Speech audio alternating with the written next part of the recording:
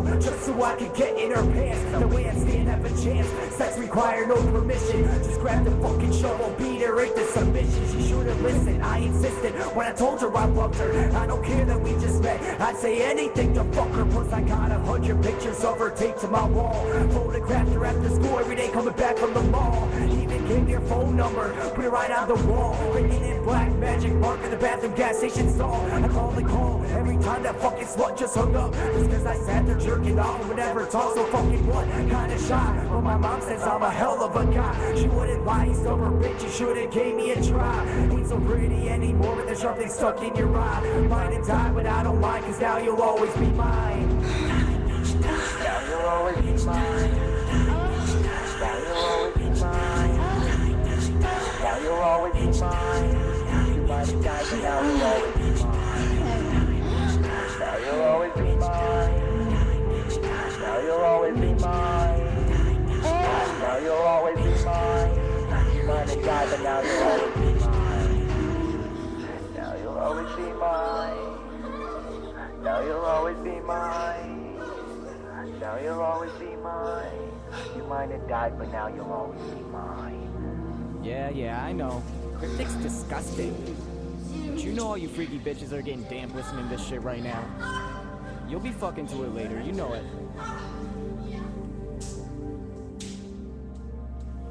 Gotcha, bitch! Bitch!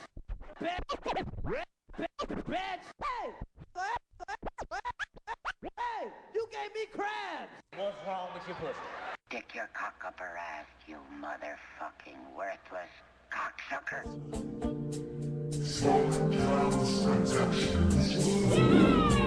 I could get in trouble for making love to a minor. Yes, hit this grass on the field, baby, can't play ball. I'll let you suck my dick for a ride at the mall. Got your friends impressed, you met a guy with a car. I'll pick you up from the park and I'll school tomorrow. You's a pretty young thing, just hit your teens. I'll buy you cigarettes and all the alcohol that you need. Took your first in a week, coughing like a beginner. Mom's blowing up your phone, want you home for dinner. I'll be digging in you with my fingers moist and wet. Even had your first period asleep in my bed. Treat you like a queen, blow me, I'm caressing your head. Lying to your father about the red welts in your neck. Got a car complex, how you hanging my words. Statutory rape, I can see it's taken for sure. No teeth when you suck it, girl, that's the deal. Crush the whole world when I told her Santa's not real. I can probably teach you a few things.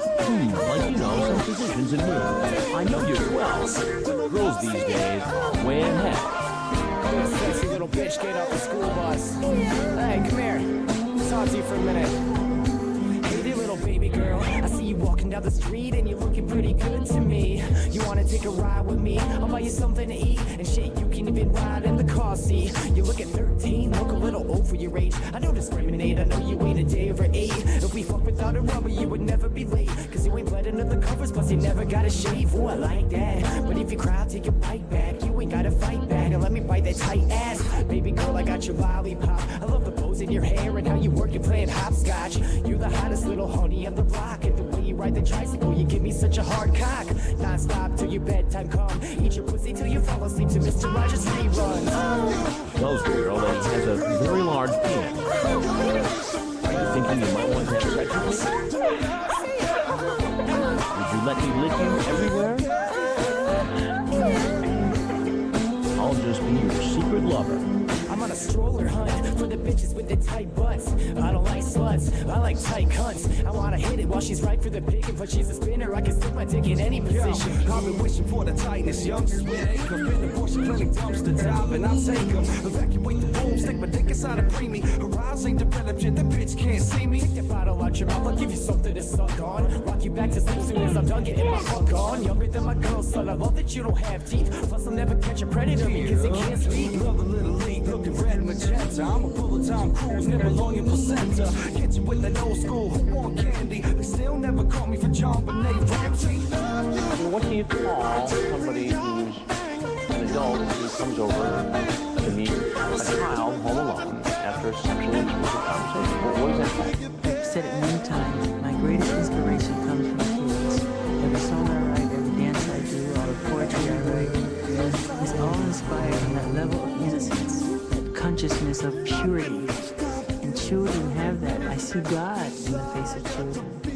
Man, I I just love being around that all the time. I'm Chris Hansen with Dateline NBC.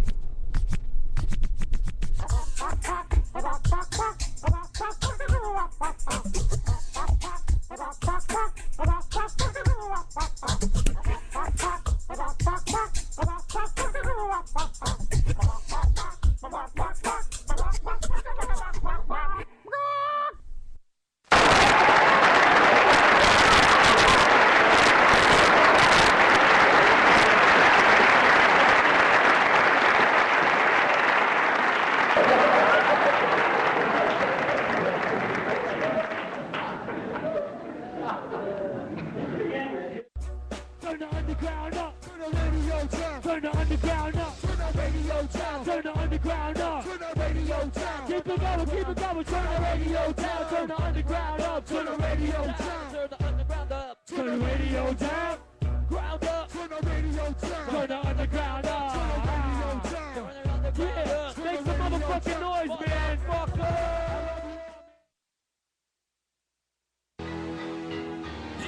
Every Sunday at 8 o'clock sharp, the DIU online TV show starts. Kick off your shoes, turn off your porn. Tell Cryptic to call up his acorn.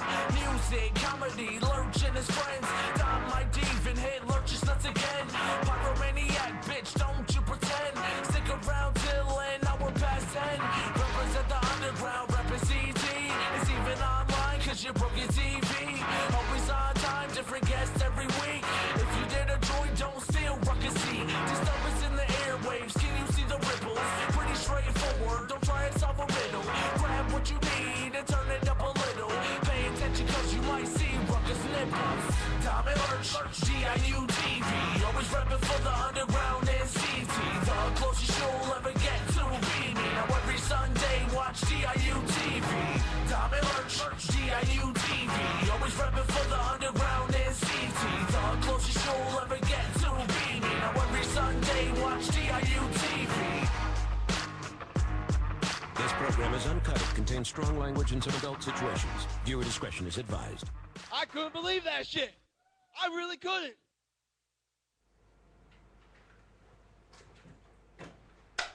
Hello! Hi! Welcome to another edition of the Lurch and Dom Live broadcast. And for all you Dom fans out there, don't get scared. He's actually working the controls tonight because Tank, well, felt the need 2 hours before the show to take a nap. And now doesn't want to wake up. We've tried to wake him up 3 times. And he's all... Could you do that one more time? Alright, I didn't get it the first time. I just wanted to make sure I heard you correctly. Yeah, I'm glad, you know, we're all on the same page now. Yeah. Oh my god, how embarrassing. Holy shit, you got service down there. Scout's phone call. It's all good. We have our residential artist, White Cheddar. Yeah, I'm hardly ever here anymore. Oh, I know. Yeah. This is cool. You know. It's fun to be back. Yes, I'm glad you're back. We missed you last week. No, you didn't. Yes, we did. Oh, did you? Actually, kind of needed you as a buffer almost. Yeah. A buffer. Well, we had Rucker. Did you say a fluffer? No, fluffer. Yo, also we have Cryptic from FTI Records in the building. Hello. Hi. Yeah, you can't see him. I'm nervous. Can now. I don't have a table and I don't know what to do with my hands right now. You can set the table back up again. It's all good. Yeah. Put him here. And we have the lead singer, Justin, from the band Osetnik. What's going on, CT? You know? We in here. So we have a different genre of music in the building tonight. And we have vitamin water as well. Cryptic has alcohol as usual. Ignore that. What? What was Cryptic that? has alcohol as usual. Dude, that sounded like... I'm gonna turn this off. Like the epic background music in like an old Steven Seagal movie. Steven Seagal's the man. Anyway. Steven Seagal's ponytail is the man. Steven Seagal's cop show where he looks in Louisiana. I thought you were just gonna say Steven Seagal's cock ring or something. I also thought that as well. I swear to God, you were. I thought you were. Wait, what did you say? Cop show. Yeah, his cop show where he's a cop in Louisiana. That's pretty badass too. Yeah, but I gotta say, a lot of his movies during like the late 80s, late 80s, because he was around, the early 90s were a lot better than him being a 65-year-old cop or whatever the fuck he is. It was still a good show though. I mean, Lawman, it does have his funny moments on the rare occasion I watch, but just, It does not compare to the Woody one-liners and how easily he could snap a man's neck just by going like that. Like, did you see that movie when he snapped that dude's neck? No. Exactly. What? See, you just ruined the whole fucking joke I had. Who would win in a fight, Chuck Norris or Steven Seagal? Seagal would fuck him up. Who would win in a fight? Chuck Norris's beard or Steven Seagal's ponytail? Chuck Norris's Now beard. that, Yep. Chuck Norris's beard. you can't fuck with beards. No. No, you can't. You just, no. There's something epic about a beard. There's something really gay about a ponytail. Okay, what about Mr. T's mohawk versus Chuck Norris's beard versus Steven Seagal's ponytail in a three-way cage match? no? And 5 a.m.'s mustache when he had it. When he had it. That doesn't No, really count because he only had Charles that shit Bronson's for once. mustache. You can't. Yeah. How It's gotta about the be chick with either- the mullet that Five saw last night? Yeah. It's a beautiful thing. It just. Not Charles. Who's Magnum PI? Tom Selleck. Tom Selleck. How about Serpico? Tom Selleck's mustache. I don't know It though. was a pretty good beard in Serpico. Was a pretty nice beard. Oh, so what do you got, Lurch? Well, all this talk about Besides- mustaches. Oh my god, you're gonna look up fucking... Yo, there is a website I found earlier today, and I tried to post it on 5AM's Facebook page, but they wouldn't let me. They said there was spam involved, or it was reported as offensive or hurtful by somebody. It was ratemymullet.com. So everybody, fuck censorship, ratemymullet.com. Rape? My mullet? Rate my mullet. Rate. Nice. Oh, rate. Rate my I said mullet. rape. When I was trying to visualize that, it was kind of awkward. Well, I found top 10 celebrity mustaches. Oh boy. Oh god. I got 10 books that says Hitler's on this list. Oh my god. If he is, I will give you my little vitamin water. What the fuck I'm gonna do with vitamin water? Drink it. Oh, alright. Number 10. Richard Roundtree. I'll be the judge of that. No, I want this thing slow as hell. Richard Roundtree? Yes. Sounds like a name of a Okay, I'm landscaper. gonna look at pictures. Apparently he was in this movie and called the Shaft. The Shaft? The Shaft. You've never seen it. Not Shaft, but The Shaft. Well, It's funny Shaft. because according to this, he's gay. He was in the movie Shaft. Is it The Shaft or Shaft? Like Shaft. Shaft the movie. Shaft. The original or the remake with Samuel L. Jackson? The original, he was Shaft. Okay. He's the original. Oh, Shaft. okay. All right then. Yes, that's a respectable mustache. Yeah, that is pretty nice, well groomed. Number 9. Rolly Fingers. Oh, Raleigh Fingers, the old pitcher. Yes. Yeah. Yeah. The old handlebar. Number 8. Geraldo Rivera. Yeah, that's a nice thick mustache. Yeah. Geraldo Rivera. Fucking walrus style. Number Jesus 7. Christ. Dude looks like Geppetto. Number 7. William Howard Taft. And I think you all know what I mean by William Howard Taft. Number 6. Ron Jeremy. Which one?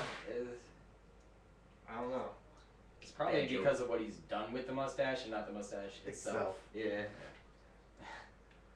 Number 5. Burt Reynolds. Yeah. That's a nice Yes. mustache. Yeah. Number 4. Salvador Dali. Oh. I've never actually seen what he looks like. I've just seen his. He looks like an old school. TikToks. Hold on. Let me bring one up here. All I get is a bunch of portraits. Oh shit! It's like, you know, Adolf Hitler's got the one in the middle and nothing on the side. Well, this guy's got like the handlebars on the side and nothing in the middle. Oh, almost like a Nick Mars. Number Nick 3. Mars only got right here down. Really? Charlie Chaplin? No, number 3 is Tom Selleck. Yeah. Yes. That's Magnum yeah, Diaz. even though he is Burt Reynolds and vice versa, but. You know what's funny? When I was about 4 or 5, and the movie Burt Reynolds was in called Cop and a Half came out, my aunt got me a pair of cowboy boots because I wanted to be like Burt Reynolds. Really? And that's what he wore in the movie. Number 2. Reggie Jackson. Reggie Jackson. Yes, he does have a respectable mustache. Let me see. Yeah, okay. And the number 1 famous celebrity mustache. Hitler. No, Walter Cronkite. Who? Walter Cronkite. Are you sure it wasn't? He doesn't have a mustache. Not that I know of. Well, the Crunk guy doesn't even have a fucking mustache. Well, they're showing it right here with him with a mustache, but he looks like a pissed off son of a bitch. It doesn't look like a mustache. That looks like the little unsightly lip hair that, like, Italian women get.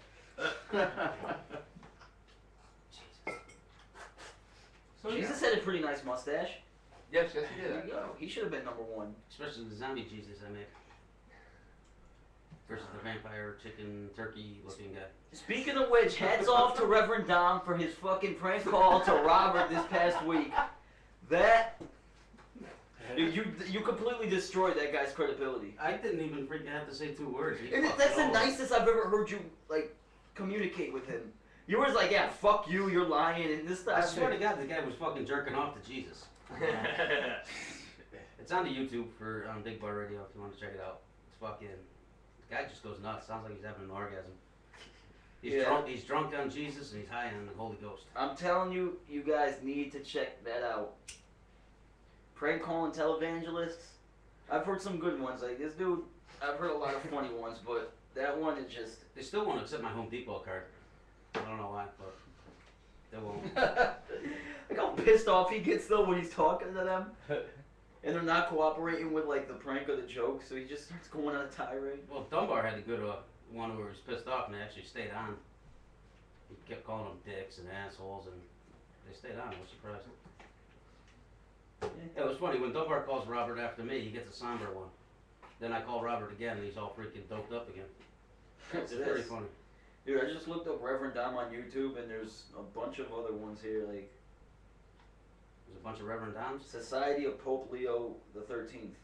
Nice. Apparently they have a Reverend Dom, but your prank call has more views than anything they've done. I actually just noticed that it was up on YouTube. Nobody told me about it yet. That was pretty fucked up. Shout out to everyone in the chat room. We have Dunbar, we have Ronnie, and we have guest 53752. Guest 53752, yes! I don't have the name changed. I love the original names. Yeah. So Dom, how was your week? Not bad. Oh, yeah? Had fun on the gospel, that's about it. Didn't kill Angelo yet at work? Oh no, I didn't kill my boss yet, no. Oh, okay. Gonna kill his son soon, but no. I didn't hear him say that. His son is a fucking 6'8" fucking goofy motherfucker who fucking can't do shit. 6'8" goofy motherfucker that can't do shit? Yeah. Does Chuck Nichols know you're talking like this? Actually, I think Don't tell him I said that. Well. It's too late. Unless Chuck Nichols took a shower and washed the black off and then... Yo, listen, last night, corner pocket. This dude at the bouncer's at the door checking IDs and taking everyone's money. And he's marking everybody with a Sharpie. And he says to Chuck, I can't mark you, it won't show up. The bouncer said that? Yeah. What, do you have a brown marker? Was he black or white? The bouncer? Yeah. The bouncer was pretty white. It's pretty racist. I don't think he was trying to be racist. I think he was being dead serious, because... Well, it's not like you can't notice if Chuck didn't pay. He didn't have to pay, he was performing. Well, aside from that, even First if of all, you don't know who Chuck is. I never understand why clubs mark people with Sharpies, because, like, you just carry a Sharpie with you and fucking mark your own hand. That's why whenever I put on shows, I usually use the stamp, but if I lose my stamps all the time, so last show, I did have to buy Sharpies, but I bought like the most retarded color that I know no one would have on them, like fucking green or purple or whatever. You know, everybody has a black Sharpie, but like nobody's walking around with like a fucking, you know, pink, orange or green Sharpie. Highlighter yellow. Yeah. I use them for work all the time, so. And then like, that's how I used to get into a lot of shows for free too, because you mark yourself. The wristbands. Like, everybody uses the same fucking wristbands. They're called Tyvek or Tyrek or something. Mm-hmm. You could order them. Like, you could go to any party store, like Party Plus or whatever, or shit like that. You order them online. Like, they come in all different colors. I just know this from putting on shows because I order them now. I didn't know this when I used to just go to shows, but you could just, like, have one color of every wristband on you, and then you go to a show and you see which color the wristband is that night. That's true. And then you put it on. And then... Listen, I'm giving you all pointers. I'm sharing my secrets. This is how you get into shows for free. Don't do it at my fucking shows, because I'll know. Alright? I got ways around this, because I number mine. And I look at the numbers. There you go. Don't give away your snake. Ah, you're right. Don't do that. He doesn't really do that though. No, I Don't don't. do I it said at that just to throw you off, so you thought that I do that. Yeah. And don't go doing that at home. You never know what's gonna Second happen show. at an FTI Yeah. show. All right. Exactly. That's just for. I mean, like most shows don't get wristbands to get in, but like that's for VIP. You know, so like whenever I would go to the Webster and I didn't want to pay to get into a show, like because I used to play there all the time, so I would always have leftover wristbands. I'm sorry, Webster Theater, but I've given you enough money. It's okay. I'm sure you made him enough money too. So if I went to a show, I would just look what color the VIP wristband was that night, and I would, you know, see what I had in my bag and get in. There you go. Sneaking into shows for free at the Webster. Yeah. That's a good look right there. Yeah. That's a great look right there. What are you gonna do? What about you, Critic? How was your week? My week. My week was pretty uneventful. The week itself, the weekend, like I said, you know, went to a barbecue yesterday. Had to miss Metamusic's release party, which I really wanted to go to, but unfortunately, I already had obligations before they announced the date. I was really upset when I found out it was the same date because I really wanted to go to both, but didn't happen. But I'm sure it was a great show and everything.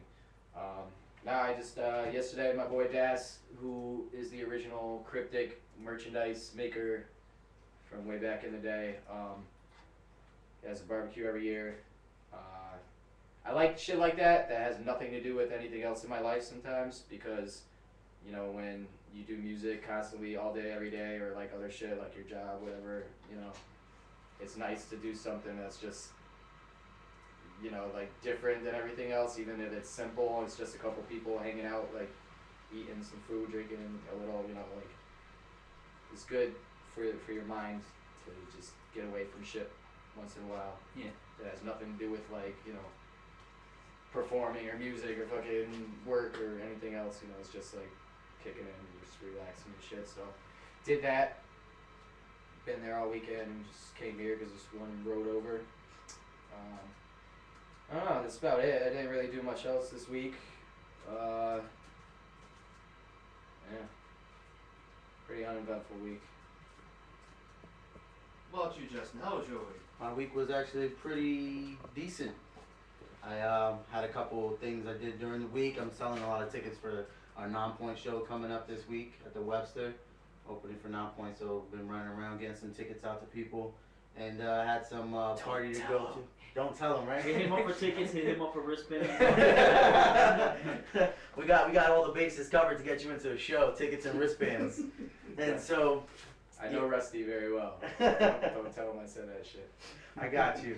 Yeah, so pretty much chilled out in New York over the weekend. I too wanted to go to the Metamusic release party, but unfortunately couldn't go to. I had previous engagement that I had to honor, so I was down in Queens, New York on Friday and on Saturday. Drove up back last night.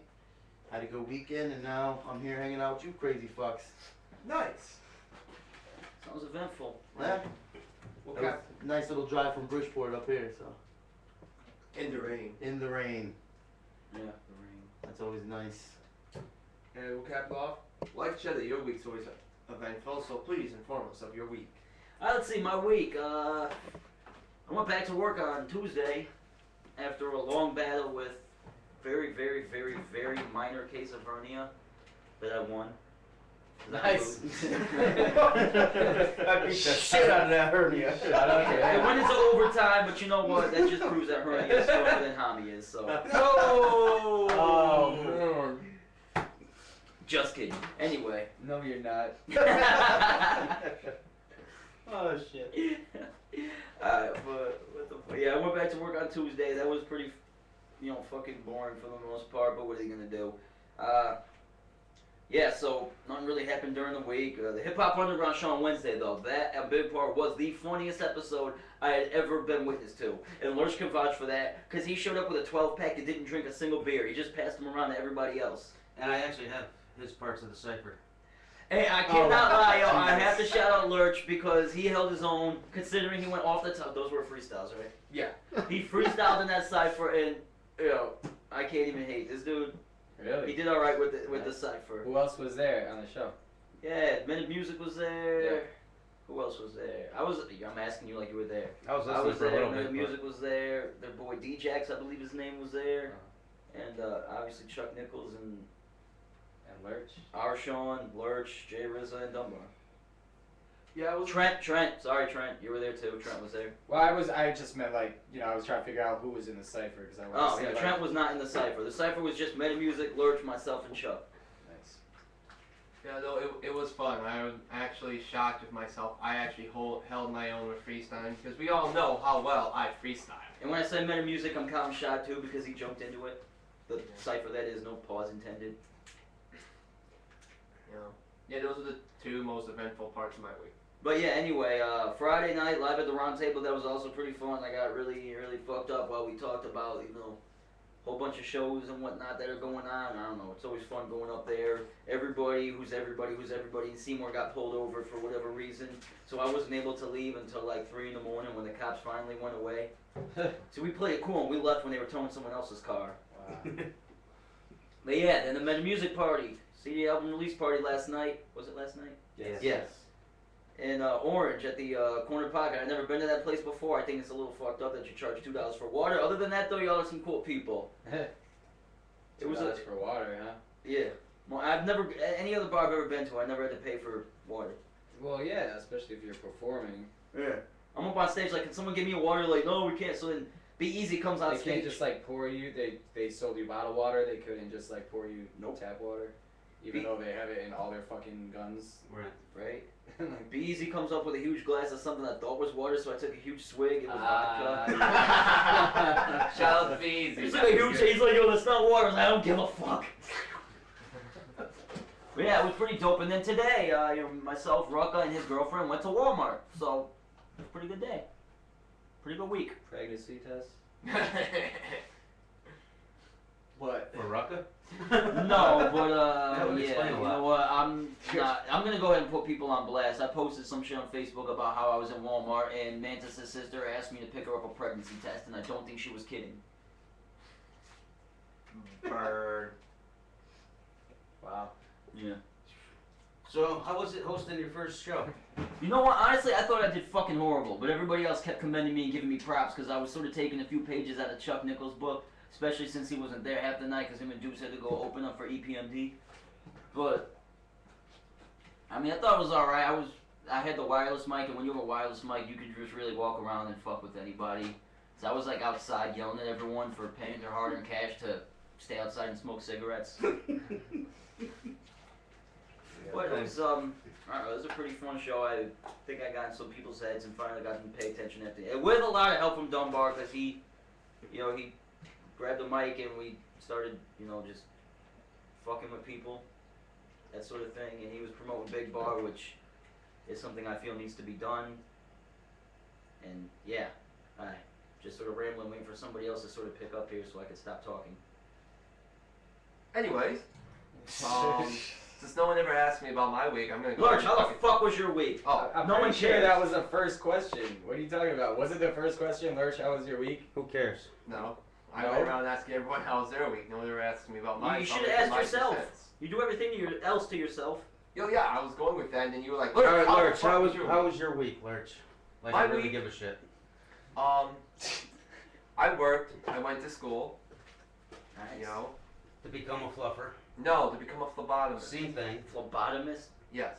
The fuck is a phlebotomist? Some People people who put draw their the hands blood on out of their your face arm like for this. blood testing. While they talk. Oh, I thought it was. Alright.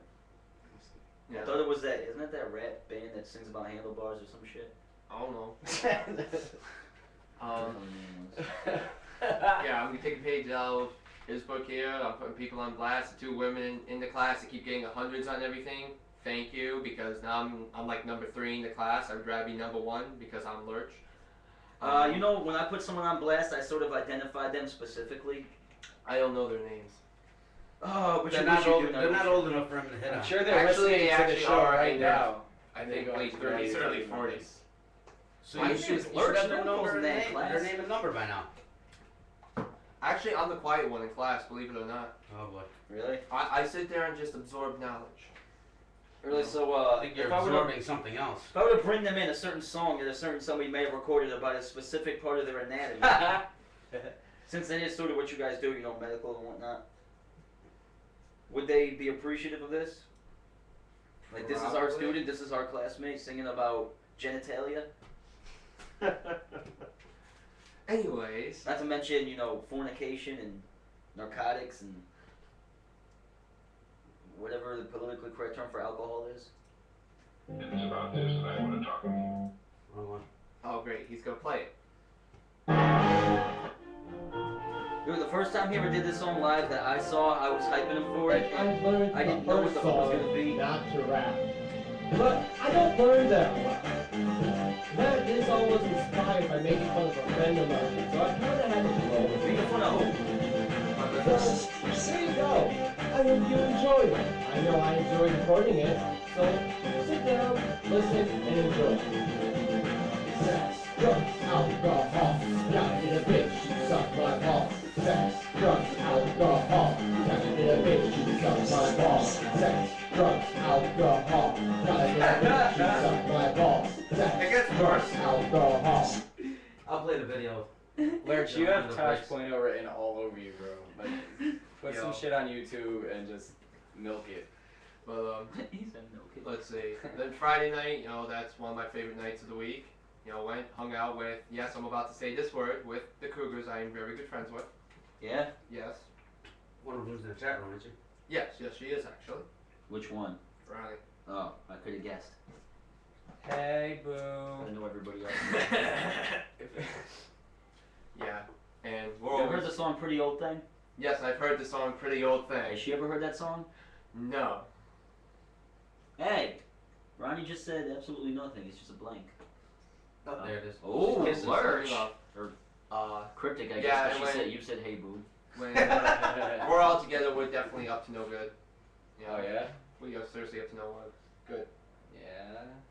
You Gets care a to little elaborate? crazy and shit. Oh yeah, they're crazy bitches. Like Mike Tyson. I said you tattoos care on to their face. elaborate. That's not really elaborating. That's dodging the question. Simple. When you got the dumb people in the bar who like say the music's too loud, or you know just running their mouths. At the end of the song, we'll say something about it, just like music's too loud, leave. You get Sounds that? like that. It's a good time.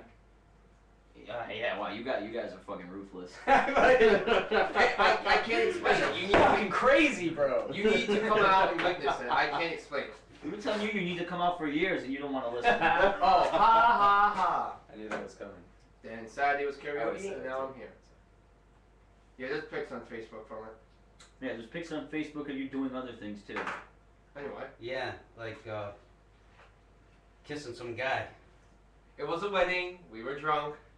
It was on the cheek. Okay, that sounds like something Who college got people married? would say. My buddy Dave did. And that's who we kissed. To a woman? Yes, to a woman. Lee Camp said there's nothing gayer than a straight wedding. What? I can see that. Lee Camp, he's a comedian. / activist. Oh yeah. / something else / something else. I forget what it was. Moment of Clarity. Check it out. He's actually pretty cool. Oh, yeah. I've seen that. Yeah, do we want to jump into some music? We might as well. Okay. What do we want to hear? Who wants to hear what? What do you want to hear? What do you got? I'm asking like I don't know. How's some of that new shit you've been getting that I have yet to hear? Let's see. I can find it there. Oh wait. I haven't brought over the hard drive yet, but I have it saved on my computer. What the fuck did you just say? Yeah, I don't know. I didn't understand the word you just said. The new stuff you were talking about. Yeah. The new shit, yo. The new. Lurch has been hitting up a lot of battle rappers and getting songs from them, and I want to hear them. Oh, really? Because I've seen them battle. I've heard them cipher, but I've never listened to their music. Yeah. It's usually not good. Usually, but I still give it a chance. Alright, for some reason it never saved correctly, so we'll get to that in the next Oh, music. you fucking bitch. moron. I dropped the sound clips for nothing. Alright. Just for that, Lurch, you get up. Thank you. Wait a minute, I got a This is called voicemail Dead from Air. ADP. Said Lurch is gay. Yo, speaking of ADP, he works at Dunkin' Donuts now. Shout outs to him. Nice. Making coffee and shit. How about some Kalima? Why not? That always works. Yes. Yeah, aren't they supposed to be? Isn't what's his name supposed to be auditioning to be their singer or some shit? He wants to try. They're the right star guy. That weird fuck from last week. Yeah. Is he a weird? I'm calling him a weird fuck. I don't even know. I That'll wasn't be my here. guest. Okay, so we got. He actually gave me permission to put my show up on YouTube. Wait, what? He gave me permission to put last week's show up on YouTube. Oh. I'm like, I need his permission to do what I want to do with my TV show. That's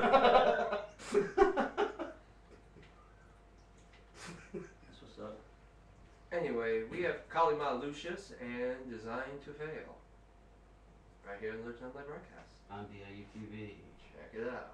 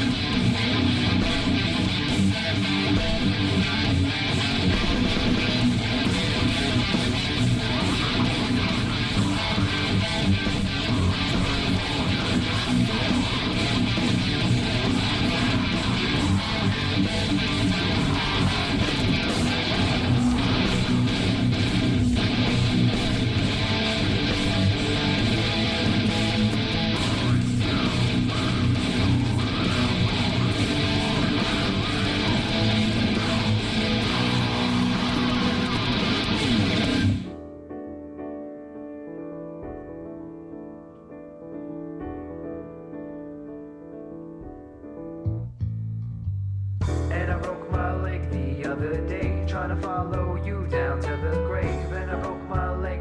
The other day, trying to follow you down to the grave, and I broke my leg. The other day, trying to follow you down to the grave, and I broke my leg. The other day, trying to follow you down. You won't get rid of me so easily. You're rid of C with all your amphetamines, mortal flaw, deficiencies. You won't get ahead of me too far. A few stars, you better be leaving breadcrumbs, locks of hair, expensive perfume, marks the air, impending doom and bedlam. I'm headstrong, travel headlong, won't head home till I get you back in front of me. And I broke my leg the other day, trying to follow you down to the grave, and I broke my leg the other day, trying to follow you down to the grave, and I broke my leg the other day, trying to follow you down to the grave, and I broke my leg the other day, trying to follow you down. You won't get rid of me so easily. You're rid of C with all the remedies, antidotes for atrophy. I'll trace your steps and I'll chase your death. I'm waited on, bated breath. Just leave me breadcrumbs, locks of hair, expensive perfume to mark the air. Excuse me, river Styx. Excuse me, Cerebus. A sympathetic symphony for Lady Persephone. I'll play a tune to a woman dear. Hades removed, he doesn't care. He loves his queen, or at least doesn't want to argue everything. One caveat before we leave. My sweet, you're here to see. I can't look at you to know that you're near to me, or you'll go finally trapped to the grave, betrothed to the shades. So I must brave my gaze on the ground in front of me. And I broke my leg the other day, trying to follow you down to the grave, and I broke my leg the other day, trying to follow you down to the grave, and I broke my leg the other day, trying to follow you down to the grave, and I broke my leg the other day, trying to follow you down. And so I lead a song, this rocky path, blind faith is strong. I hear you stumble, I don't reach to help. I need to just keep to myself. I hear you cry and I hear you breathe. Then it all starts to recede. Past the hounds and foul rivers, to meadow fields and warm dinners. I see a light, don't need you though. The guys play tricks on people, so I turn around and you fade in front of me.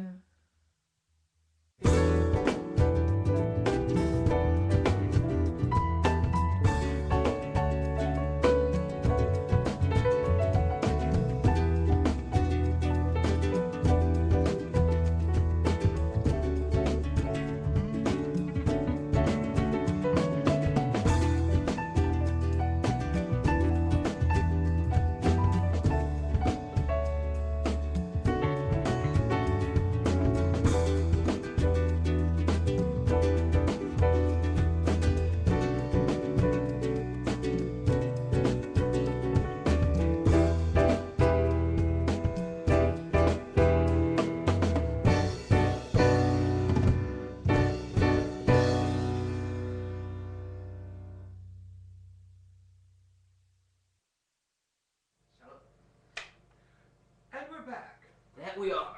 How you doing, people? You still there? You still there? You still with us? You listening? Are you? You paying attention? God, I hope so. Cryptic had to go take a quick potty break. As you can hear the toilet. He said potty. So we're gonna talk to Justin from Low Set. You. I got asked, how'd you guys come up with the name of that? Because I've been having the worst time trying to pronounce it. Oh God. Well, our drummer actually came up with it. He's the actual sole surviving member of the original lineup, and he came up with it. He's from Mexico, and he has this nice like Aztec Mayan dictionary encyclopedia, and he came up with the name. It means to die from cold, essentially like hypothermia.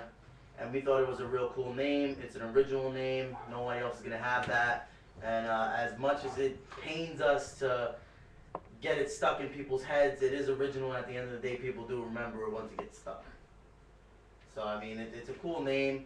it's representation of the type of music we play. We're real heavy metal. For those of you who don't know us, which if you live in CT, it's kind of hard to believe you haven't at least seen us once. We've been playing everywhere for the past like 2 years. So I mean, you guys were even up on stage opening up for KRS-One, and yes, that's just something I've never seen before, like an actual heavy metal band opening up for hip hop artists. Lurch, you weren't there. You still haven't seen it. Well, like okay, maybe wrong terminology.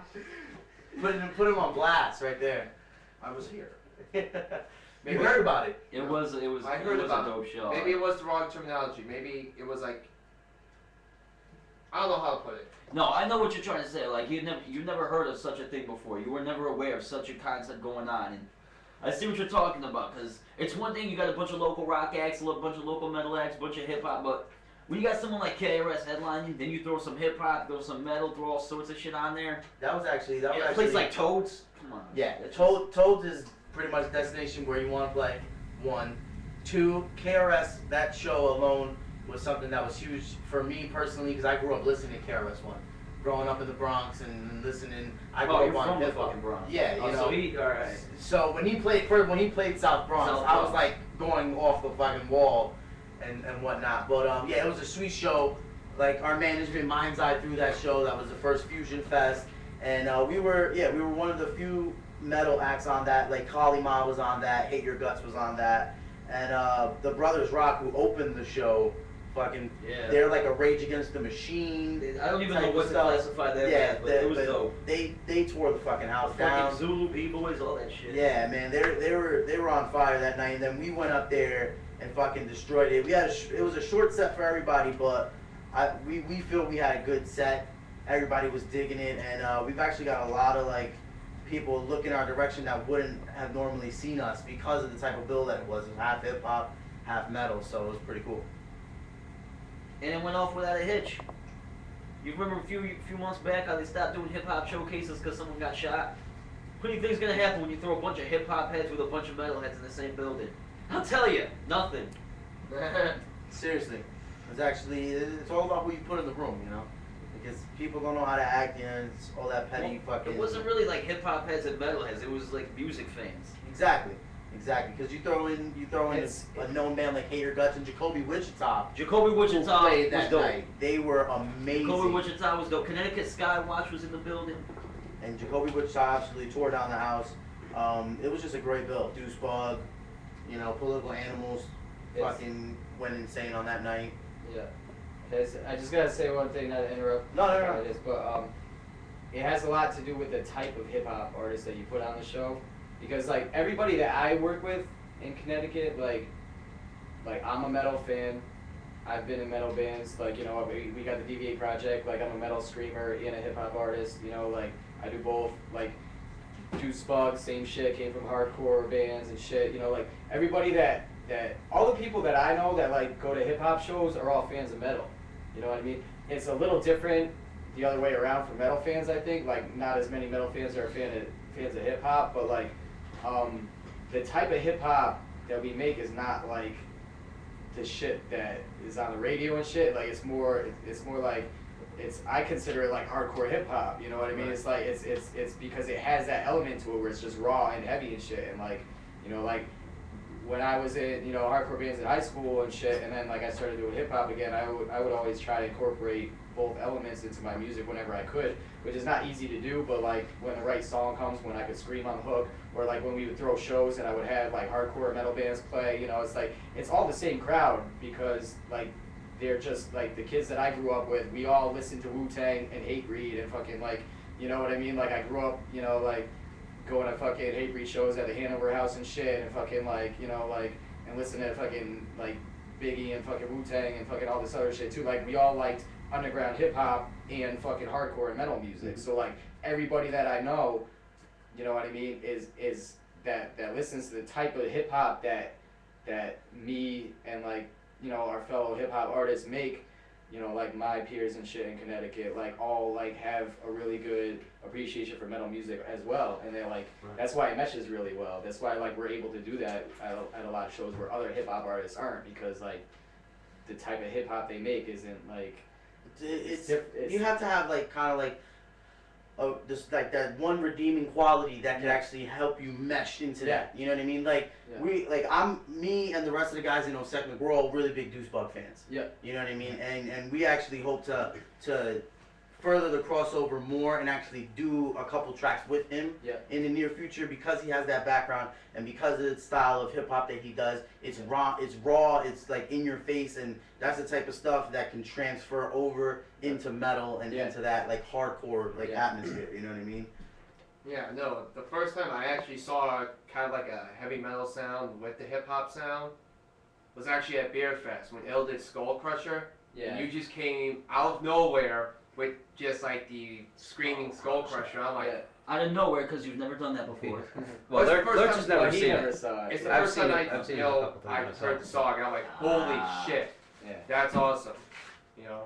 No, like there's probably like, as far as cryptic goes, you know, like not talking Deviate, but like as far as like my solo shit goes, there's like probably like 4 songs that I have like out of, I don't know, a couple hundred in the past 5 years that I like do screaming hooks on, and like it always takes people by surprise because like my rapping voice and my screaming voice are like totally different, and like they think that's why like with Deviate a lot of people think there's 2 singers, but there's not. It's just like I rap and then I do the hooks and I scream, you know, shit. Yeah. Because my screaming voice sounds like I'm fucking 300 pounds and fucking like this huge dude, and I'm just like, I'm not, like I'm small and I have like, my rapping voice is higher pitched and shit, but no, like there's always, I'm not saying there has always been, but there is this real strong like drive to mesh like metal and hip hop from a lot of people. Like Necro did it with Jamie Josta and shit on his album, and like a couple other people, you know, like, but it's always that hip hop that's like,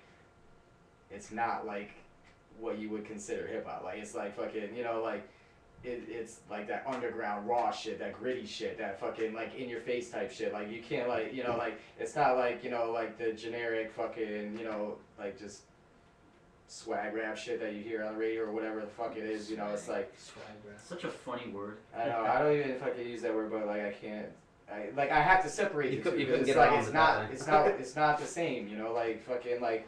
I mean, like, I could picture, like, Wu-Tang on fucking metal tracks. I could picture, like, fucking, you know, like, shit, like, back in the day, like, in the 90s, like, a lot of shit, like fucking, you know, like, I mean, like, if you put, like, LL Cool J, like, Mama Said Knock You Out, like, with a metal beat behind it, I could hear that, you know, I could hear, like, some fucking shit like that, you know, but, like, you know, the shit that's on the radio today, like, I can't. It's, like, but when you have that raw hip-hop, like, because a lot of those beats are, like that, like, you just, like, the energy and shit, like he was saying, with like all Deucebug shit is like that. It's like fucking like real like in your face high energy. A lot of 5 AM shit. Like 5 AM I think is like doing some shit with Kali Ma. They're gonna try the same shit. Like you know, do a couple things. It's gonna be good. I don't know if I was supposed to say that. I'm sorry. Whatever. But anyways, exclusive. It's a rumor. Take it. Do what you want with it. Whatever. I actually think the only generic, I don't want to use the word generic, because a lot of pretty much everyone you hear on the radio started out with pretty much how we're doing our shit now. You know, but the only like real mainstream type of like mashup that actually was a great success was the Linkin Park Jay-Z thing. Yeah. You know what I mean? Because a lot of Jay-Z's old stuff and a lot of Linkin Park's old stuff like Hybrid Theory and like Reasonable Doubt and all that, like Jay-Z was able to transfer his own sound into the metal of Linkin Park's guitars and loops and Chester's screams and vocals and like that type of stuff. Like that's what people have to do, you know what I mean? Like we try and be as hard as we can be with the guitars, and we try and be as like brutal as we can be. We throw in breakdowns, we throw in, you know, a lot of like death chugs and palm mutes and all this like real brutal drums, but at the same time we want to be groovy. And a lot of bands I think out here that we see on a weekly basis, and I'm not trying to put anybody down or anything like that, but I think that's the one thing that they're missing is the groove part of it. Like everyone's a lead guitarist, no one's a rhythm guitarist. You know, everyone wants to do the with palm sweeps and all these stuff, but you don't have that rhythm guitarist that's gonna be like, oh shit, this is thrashy, this is groovy, you know, everything's just kind of like, everything's kind of like the same fucking mold and mesh nowadays within like the community of like metal. Are you familiar with a band called Candaria? I've heard the name. I've not heard. Yes, dude. I haven't heard too much of them, but they seem to blend a lot of that type of shit and make their own like really unique sound. I don't know who it was. Like I've gotten turned on to a lot of like bands, fucking hip hop acts, just from people handing me a CD and being like, "Yo, this shit's dope." Like Candaria was one of those bands, and that fucking like that CD like blew my mind. Like I couldn't tell you what the name of it was or anything. I just remember like I had it. Like fucking somebody gave it to me. I burnt it and fucking like I bumped that shit like. Cause I used to have like a system in my car back in the day, and I used to bump like metal through my system and shit, like the fucking double bass and shit. Would just fucking, you know, like I just drive around listening to shit like that, and fucking, you know, and I listen to hip hop too. So like, you know, like, and fucking like Candaria is fucking like amazing, dude. That band is sick. First time I heard of them is actually back when Fuse still played music. If any of you are old enough to remember those days, and they had the show Uranium. Yes. And I saw this dude. He was like, you know, doing the metal scream and everything, but then he was like flowing, and the beat was. I was like, what the fuck is going on here? Like, I didn't know what to make of it at first, but yeah, actually, it was dope. We have our track. We played it at Fusion Fest. It's called Rapture, and it's actually because my style, my influences as a vocalist was a lot of like the new metal stuff where you had like them like Corey Taylor, Slipknot, like the old Slipknot where he was rapping over stuff. And, you know, it would actually be a verse. And we actually have this song Rapture, which is our hardest song that we have. It's in a completely different tuning than our other stuff. It's in drop C. And it's just a brutal fucking track, but the first verse is all rapped. I rap the entire first verse. You know, it's like complete spit. And I actually came up with that verse as a freestyle during practice when we wrote it. And I was like, fuck, that sounds awesome. It's gonna stay like that. You know what I mean? And like a lot of bands won't go out of their comfort zones. And I actually not even just bands, but like a lot of hip hop artists too won't go out of their comfort zones and experiment with different sounds and different shit. And like I gotta give like a lot of like credit to like people like Political Animals and Deucebug and you know yourself and everybody that's doing the different stuff that's gonna get them turning heads, because that's what you want to do. You want to turn heads and you want to just make music. You know what I mean? Well, that's what's gonna get them to listen too, is when you change up stuff and it's not the same thing over and over and over. Yeah, and just breaking stereotypes. I remember the first time we played Dewey's Pub, like I was unloading my drummer's drum kit from my car. And like 4 dudes came up to me and they were like, "Oh, you going on stage next?" And I'm like, "Yeah." And they're like, "Oh, you a rapper?" Because I'm like in like a Steelers jersey with a fitted cap and like Nikes, and like they're like, "You're gonna rap?" And I'm like, "Nah, I got a band." And then they go, "Oh, you're gonna rap with a band?" And I'm like, "You'll see." And then we go up there and we fucking destroy the place. And afterwards, they were like, "Holy shit, I don't listen to metal, but I would fucking listen to you guys all day." Hell yeah. You know, and it's like, you know, we appreciate that, but it's like the fact that I broke those people's stereotypes just based on how they saw me is like that just makes it all worth it, you know. Yeah, anymore. I mean, everybody, you know, there's no freaking dress code anymore for music or anything like that. You know what I mean?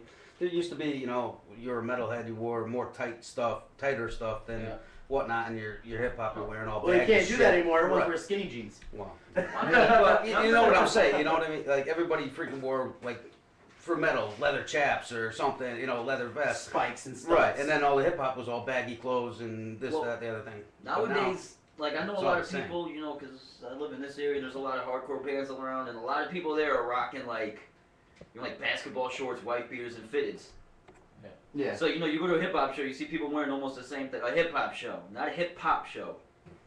And, you know, and it's a lot of these people, they don't really make hip-hop music or anything, but they listen to it. Like, I know some people that are in, like, hardcore bands, they scream, they play double bass, but all they listen to is hip-hop. Yeah. It's... Yeah. I don't know where they get their hardcore influence from. I'm sure they listen to that, too, but it's all I ever hear them listening to. I mean, it's just a lot of just like meshing in the genres and stuff like that, because you go on my iTunes library and I think I have more hip hop and like even like old like 80s stuff than actual hardcore and heavy metal. Well, I think a lot of it, I'm telling you, is the CT scene. Like CT hardcore and CT hip hop are like very close. Yeah. Like, you know what I mean? It's like I've been a part of both like for, you know, years and years and shit, and like I've seen the same people at fucking CT hardcore shows, at CT hip hop shows. You know, it's just that fucking CT underground. You know, it's like, you know, like I don't know, the music that comes out of the state, like both genres, is just fucking amazing, and a lot of like the fans like are fans of both. You know, a lot of people though, like within the A lot of people within the hip hop and hardcore communities in Connecticut seem like they're really trying to like stand for that shit. Yeah. A lot of other people are just making music and it is what it is, but I don't know. It seems like a lot of a lot of people in the hardcore scene refer to what they do as like a brotherhood sort of. Yeah. And a lot of hip hop people always like they're always calling each other like family and whatnot. So yeah, like obviously if you fuck with both genres of music, you're gonna know a lot of the same people and you. Like I said, you got that same sense of unity amongst each other. That's why, especially with all these shows that have been going on in all these different places with a bunch of different types of artists, and a lot of it in the same area. Like you can go to Bridgeport and go to Two Boots or Acoustic Cafe and see a hip hop show one day and then see a metal show the next. Yeah. I mean, we threw. There was a small little event that Mind's Eye threw a few months back, and me and Deucebug just went up there and freestyle. There was a funk band playing, and they played just like off the top of their heads. Deucebug freestyled over it, and then I freestyled screaming over that. Yeah, that's crazy. And we got, just because of that, I got a bunch of people who never even heard of my band to be like, okay, where are you guys playing next? We like that shit. And then a lot of people that didn't see Deuce before that were more on my side of music, they were like, holy shit, who's that rapper? Where is he gonna be? Let's fucking, and like, you gotta be able to just like go outside your comfort zone and like better yourself as a musician. Yeah. Because there's a difference to being able to play an instrument and being a musician. Mm-hmm. And KRS-One said it at Fusion Fest, there's a difference between being a rapper and being an MC. Yeah. An MC will flow over anything. Yeah. And a rapper just goes with what he knows. Yeah. And that's very true. I believe it was KRS that said this. It could be wrong. I could be wrong, but he said every MC is a rapper. Not every rapper is an MC. Yeah. Yep. No, that's true. Well, look at what Sartorius says. He says he's not a rapper. He is an MC. Well, he broke it down at one show I saw him at. He's like, he was a rapper. Like, he used candy as a point of comparison. He's like, you're eating a piece of candy or whatever. You take the wrapper off and you throw it away. Because you're going after, the main attraction, whatever you want to call it, where the flavor is, where all the, I'm not going to get too into that because someone's going to pause me, but you know what I'm getting at. It basically, like, it breaks down to where a rapper is somebody who can rap. Like you can, like, if you can rap, you're a rapper. Yeah. MC is master of ceremonies. That's what it comes down to. Somebody who's a performer. It's like, can control a crowd. There's a lot more elements to it. It's like, you can sit in your room and fucking write raps and fucking call yourself a rapper. That's fine. Like, you know what I mean? But like if you go out there and you can fucking freestyle or battle or fucking put on shows and my biggest thing is I think an MC, the main element of being an MC is performing, because you have to be able to capture a crowd's attention, move the crowd and stuff, and I'm not the best fucking rapper, I'm not the best, lyrically and shit, but I know that I can go on stage in front of any amount of people, whether they heard my music or not, and not get booed, just because I have that presence to fucking make the people get into it, whether I'm hyping somebody, whether it's fucking whatever it is, if you put me on stage, 10 people, 100 people, 1,000 people, whatever it is, I will make those motherfuckers. You have that crowd control. I'll make them cheer, I'll make them clap, whatever I'm doing, I don't care, what it is, and that is an MC. Well, rapping is just a part of MC, much like rap music is just a part of hip hop culture. It's just it's an element. Yeah. It's actually exactly what you just said is something that we take very seriously, because people go to see a show. Yeah. People don't go to see you stand up there and play your instruments. Right. And be entertained. Exactly. Yep. And they're paying their hard-earned money that they work for all week. They're coming to drink, they're coming to unwind, they're coming to possibly punch somebody in the face if they're in the pit. They're going to have a good time. Exactly. And a lot of people, say I take what I do very seriously. Yeah. To make sure I'm not winded on stage, I make sure I work out during the week. Yeah. I make sure that I get cardio up so I don't get winded. Yeah. And a lot of people don't know that that's what goes into it. Yeah. I'm working on my vocals in my basement, a few days out the week. It's not every day. We practice. Yeah. We do what we need to do. But, at practice, it's like watching two different bands. It's like I see my bandmates at practice and they look fucking bored because we've been playing the same fucking songs for 2 years. But then we go on stage and it's like, like renewed, you know what I mean? And it's like everyone, we're playing off each other, and I'm jumping around from one side of the stage to the other, and I'm sweating more running than I am singing or screaming, you know what I mean? And it's just like, a lot of people take notice of that. They're like, this guy is a fucking entertainer. And like, we played a show at the Space, and the Space. And that was the first time someone actually called me a front man. Because like, someone actually took notice on how hard I was working to be that for the band. You know what I mean? Because they're playing the music, I have to entertain them. That's my job. Everyone's gonna be fucking wild. I'm gonna be wild. If the guitar player's standing there fucking sweet picking his ass off, that's impressive. But if the singer is there and he's just like blah blah blah blah blah blah blah, I'm gonna fucking turn the other way. You know You're what the I mean? focal point of the whole band. Exactly. So it's like, I want to make sure that when I get off stage, people are like, holy shit, dude, like, you blew my fucking mind. You know, and whether it's 5 people, like you said, or 5,000, you always, always, always have to play like there's a million people in the room, and they're gonna fucking just be applauding you till kingdom come. It was a couple weeks ago on the Hip Hop Underground show. We had F1 at Big Bar, and he was saying, as far as performing goes and emceeing and everything, that he works up a sweat like a motherfucker on stage, and he, in his own opinion, if you're not like sweating bullets after your performance, you didn't get the job done. It's true.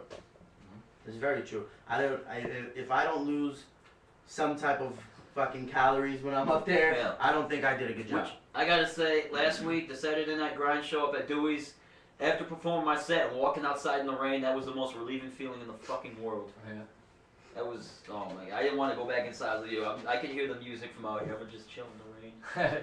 Talk to Logic. It's just, it's something that everyone has to, like, every band has to do it. Every MC or rapper has to know and have the mentality that they're putting on a show for the people. Because the one thing that I hate, because I go to a lot of shows as well as playing a lot of shows, one thing I fucking hate is when people are just up there like it's something that's owed to them, and like it's their fucking stage. Like you want that stage to be yours, you have to fucking work it and own it. You know what I mean? No one, you're not fucking KRS-One. You know what I mean? Like no one knows really who you are unless you make sure they know who you are. You know, like I want to make sure I'm working the stage as well as fucking Mick Jagger did back in the day. You know, because that motherfucker was all over the place, and that's something that I fucking really try to emulate as a front man or a lead singer, whatever you want to call me. But like, just the show is like the most important part because your music speaks for itself. If you have good music, they're gonna dig it. But if you work and put on a show for them, they'll always remember it. That's true. Especially like if they've never seen you before. Like if you make an impression, you know. Like I've done a bunch of shows in other states, you know, opening tours and stuff. You know, people that have never seen us, and like they don't know that I'm only on that tour for that one show or whatever, you know. But like I'll go out there like I've been on the whole fucking tour the whole time, you know. And just like when you go out there confident and shit, like and just like, you know, like you just interact with the crowd like you've been, you know, like this is. Like, when I get on a stage, that's my fucking home. Like, I don't feel more comfortable anywhere in this fucking world than on a stage in front of people. Like, my whole life, like, that's where I belong. Like, that's what I love. And, like, when I step on that stage, like, I've gotten nervous for, like, 2 shows in my life. My first show ever, and the first time I played the Palladium main stage in front of, like, 1,000 people. And, like, every other time since that, like, I go out there and fucking... I love it. Like, I fucking can't wait. Like, I'm sitting back there, I'm waiting for the music to start, I'm jumping up and down, fucking music comes on, I go out there, fucking, like, you know, like, there's people there that, like, maybe they see me before, maybe they haven't, you know, especially, like, in new places, it's like, yo, I'm going out there, like, fucking, this is my job, I do this every day, I'm fucking, like, a rock star, I'm on tour, like, you're gonna fucking remember me, you know what I mean? Like you were saying, like, as long as you leave that stage and they fucking, you know, like, your music speaks for yourself, like you said, fucking, but... You give them a memory where it's like, yo, that fucking, that show was awesome, and like, what was that fucking first band that went on, you know, like, they fucking, like, killed it, you know what I mean, like, they just, like, go home and they talk about that, because they're like, you know, like, they remember that, because they know everybody else that's on the show, that they paid the ticket for, like, you know, they paid to see this person, and this person, like, they didn't pay to see you, you got the chance to open the fucking show, do with that everything you can. That's what pisses me off when people get that opportunity and they don't do anything with it. Like they just go up there and they're just like, hey, like there's people that would die for that opportunity to do that in their lives. You know what I mean? Yeah. Like fucking, you got 5 minutes on stage, 10 minutes, 15 minutes, whatever. You know, like however amount of time they give you to start that show, like make everybody that's in that room fucking remember you. You know, like, and that's like when they'll go home, because like your name's not on the ticket. You know, like the only way they're gonna remember you is from your performance, and then they'll talk about you, and they'll tell their friends about you, and just be like, yo, there was this opening band, fucking, and they're real dope, and then they're like, they might not remember your name at first, but they'll fucking find out who it was. You know, like. You know, like maybe they'll buy a CD after, or some merch or whatever, or get like a free fucking flyer or whatever, and like go home and fucking like, you know, and like next time they'll be looking for you, you know. That's pretty much how you have to do it, because it's like people remember the little things. Yeah. You know, I have a tendency to, if the stage is low enough, if the chord is right, long or whatever, because I usually would have my wireless system, but if I don't, I like to go into the crowd. Yeah. Like, I don't care if people are moshing, hardcore dancing, I will go in there and fucking do what I have to do to entertain them. And like, I'm in the more or less in like the New Milford, Danbury area. That's really where our major fan base is.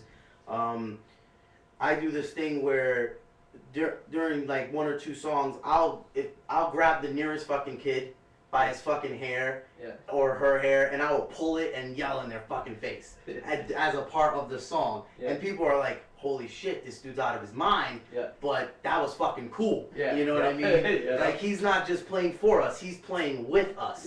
You know, and people appreciate that type of shit. Oh yeah, it's like, oh my God, Lurch, you gonna talk? Yeah, well,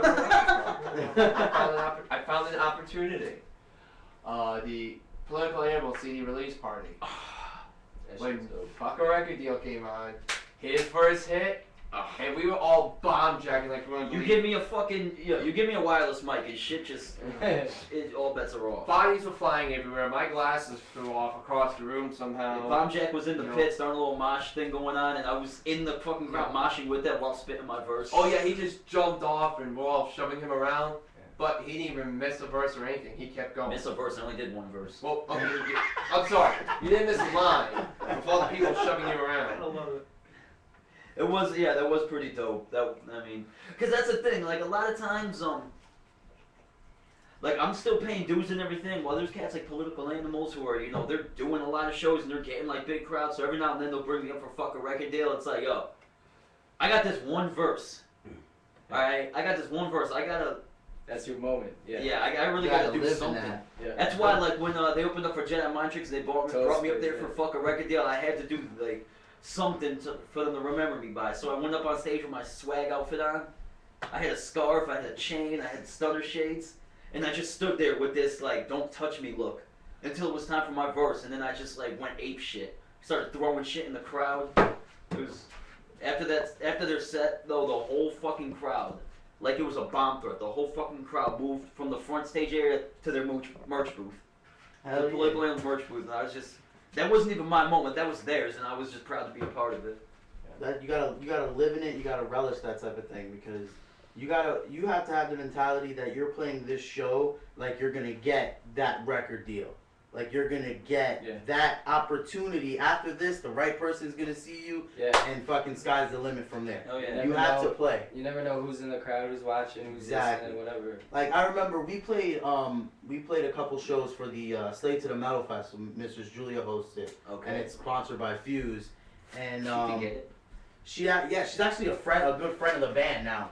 I've met her a few times and at Comic-Con and like shit like that, and you know hung out with her at the Slave to the Metal thing. And the one thing that she told us, because I was like, look, I want you to be brutally honest with me. I don't care what you say. You can say we're the worst fucking band you ever saw. Coming from you, who's been around this fucking shit for like ever, I would respect it. And she fucking said it to my face. She said, you can talk a little less on stage because your music speaks for itself, but you guys put on a hell of a fucking show. You know what I mean? And like that was like, holy shit. If she thinks that, out of all the fucking bands, like she's fucking worked with all that remains, Slipknot, and like all these fucking bands. I've seen her interview bands either. She doesn't candy coat shit. Exactly. Like, she's very like, I don't give a shit. I'm gonna say what I need to say. And for her to say that to me, I was like, you know what? We're doing something right for someone like that to fucking compliment us. Yeah. You know what I mean? And for everyone there to be like, oh fuck, you guys were awesome. And it's like, that's what you need to do. Like that night at Cousin Larry's on Danbury when we went out there with 5. Yeah. We had this guy, who was he, from the Cipher-Knots, I think? The Cipher-Knots, yeah. He came up to us afterwards, and he was mainly speaking of 5 because it was his set, but he was saying, like, you know, he's like, I'm kind of a hater. He's like, you know, if you come up here and I think you're whack or anything, I'll fucking give you dap and say, you know, you did your thing or whatever, but I'm not going to lie to you about how you did. And he told 5 that hip-hop needed him. Nah, he was like, it was something where. What did he say? Help me out. Well, no, that's what he said. He did say, you know, he's like hip hop needs you and shit. But like the way he explained it was, you know, how he hosts those shows and he's been hosting them for so long, and like he's like, rarely like will I actually put in the effort to go up to somebody after they perform unless they really blow my mind and like tell them how much I fucking, because you know, like that's his job. He hosts the shows and shit. He's like, I see fucking all these people perform all the time.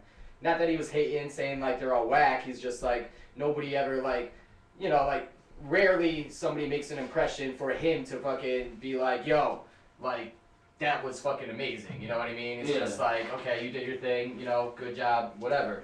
And like, yeah, if I performed and fucking like, he went up after and like he even told the crowd, he's like, he told the crowd the same shit. He's like, I never do this, but yo, that was fucking insane. He's like, hip hop needs this dude, you know, and like, you know, that's the type of shit that like when you hear that, like it really reassures you that you are doing this shit for a reason. Cause yo, like we're all fucking independent, struggling, starving fucking artists, and like you do get discouraged sometimes because you put in so much fucking work, and this is like one of the hardest states in the fucking country to do it in. And like, and it's like just that one thing once in a while where fucking somebody that you know has been doing this for a long time and sees this shit every fucking day, and they fucking go out of their way just to say like you have something that nobody else has. That reassures you like, okay, yes, I kind of knew that, but sometimes, like, you know what I mean? It's like you confidence boost. Yeah, you lose track of it because, like, it's like, well, everybody else is doing the same shit. What makes me important? What makes me special? Like, why am I gonna get it over somebody else? You know? And then, like, when you hear that from somebody, like, you know, that's just not a fan. That's somebody that actually like works in the industry and fucking like has experience doing it for a long time and like has been seeing people like in this state do it for years and years and years, and they say like you have something that few people have, you know, like it's, you know, like it keeps you going. You know what? Even if it happens once a year, like every, you know, whatever. Something, yeah. No, I feel you on that. I tell you what though, I fucking love going out and doing shows in Massachusetts. Yeah. Really anywhere. Cause I haven't really started doing like Tammany Hall until Cryptic brought me out there and shit, and I rocked the song with like Political Animals and whatnot, but like Springfield is mostly where I go, and people were showing love before they even knew who the fuck I was. They never heard of me. They didn't know I could spit. I could have been the worst artist ever, and they were already showing love. And just I don't know. I'm not gonna say they felt intimidated because they weren't. But the way they were just showing so much respect, they're like, "Yo, this kid from CT," and everyone was just like, "What happened? There's something I don't know about up here?" But Mass is like I played my first show in Massachusetts and. My first and second shows, like my third show was at the Webster in Connecticut. That was my first show. My first show in Connecticut back in 2006. But Massachusetts, like, not to hate on you Connecticut fans, but Massachusetts, like, it's another, like, yeah, like Mass just shows so much more love. Like, it's I don't know why. I don't know if it's because like See, I gotta choose my words carefully because I don't want to like offend artists in Massachusetts saying that like we have something that they don't. All I know is that like when I see Connecticut artists play shows in Massachusetts, actually anywhere, I will say nobody fucks with Connecticut. I'm sorry, dude. Like I played shows. As far as I fucking know, like I've played shows in I think 12 different states. You know, I've been on different tours and shit. All I know is, like, I'm not talking about myself. I'm not being cocky or anything like that. I'm saying Connecticut artists in general make fucking music like I've never heard anywhere else. Like like it's something in the water. I don't know what the fuck it is, but like not all of them. Like 90% of you are whack. I'm sorry, but like the 10% that fucking do it serious and like are like some of the best musicians in general I've heard in my life, like mainstream, underground, whatever. Like I probably have a list of at least 10 artists that I know personally that I'm friends with that like I would probably be in their weddings and shit that like just that I met from doing music that like I listen to more than any other artist I've ever listened to in my life, like on the radio or on fucking MTV or Those like who plan on getting married, that is. You know what I mean? I just like there's something. Maybe it's just because I'm from here. I don't know, but like there's anywhere I go in the fucking world, I would want to play people Connecticut fucking music because it's like it's insane. And I'm sure everybody feels that same way about your own state. I'm not trying to hate like you know rep your shit. You know I'm just saying like this is where I'm from and I think fucking we make the dopest music. And like that's what you're supposed to think. Like if you don't think you make the best music, then you shouldn't be making music. That's how all music goes. Like everybody has to think that. Like that's how hip hop originated. That's how battles originated. From thinking that you're the best MC, you're the best lyricist, like everything. Like you're supposed to think that way. So don't think somebody's being egotistical or cocky because you have to have an ego to fucking make music. You have to be cocky to make music. Like if you're not, you're doing something wrong because you're not confident in your own shit. Like you should be able to say like, I'm the best. Even like even if you know you're not the best, like don't get it twisted. I know many artists in the state that are way better at music than I am, you know, but like I will always like have confidence in my music and say like, yo, my music is the shit. Like, you know, just you have to talk like that and have that attitude towards your own music. If you don't believe in yourself, ain't nobody else going exactly, to do it. You know? And it's not like, you know, like there's a fine line, like there are a lot of people that are overly arrogant about it and then just like walk around like their shit don't stink. Like I'm humble enough to give everybody, you know, a lot of other people credit. Like I recognize good music, I recognize, you know, good artists and shit. I'll never sit around and be like, yo, I deserve this shit, you don't, fuck you, like I'm the best, you know, like that's not how I am. You know, I work with mad people, I put tons of people on shows, like you know, like it's just you need to be egotistical to a certain extent about your music because that's how you get people to fucking that's how you get other people to be confident in your music, you know what I mean? Because they're gonna be like, all right, this dude like really thinks, you know, like he talks like his music is really good, so like let me see what he's all about. And like, you know, if you go overboard with it, they're gonna be like, fuck you, like no, like you know, you ain't that dope, but I like, you know what I'm saying, like hip hop more, I think hip hop more than metal, but like you listen to old school hip hop music and it's all about rappers used to rap about rapping. That's like I said that line in this fucking song one time, like a freestyle or something. Like rappers used to rap about rapping. What happened? Because like hip hop used to be about rapping, about being the best rapper. Like that's what it was about. Yeah. You used to rap about your own lyrics. You used to rap about fucking the way you said shit, and like I still do that shit. You know, like you know what I mean. Like I'll fucking like 5 a.m. You know, like you listen to 5 shit like. He raps about being the dopest MC, like all the fucking time. He raps about fucking a lot. Yeah, but but I'm saying like a lot of his songs are just about being a dope lyricist and being a dope MC, but it, like the way it's presented is really clever and fucking, you know, and like that's like how hip hop started. It's like fucking like Run DMC, fucking, you know, LL Cool J, fucking like, you know, like you know, Cool G Rap, like everybody, like they rapped about how good of a rapper they were. Well, back in those days though, they didn't have other rappers to look up to. They were the pioneers. Yeah. So they were getting their influence from this genre, that genre, those actors maybe, or whoever. And that's the problem with a lot of people. You sort of can't blame them, but like a lot of people, even if they don't realize it in their music, they're being influenced by other rappers. Yeah.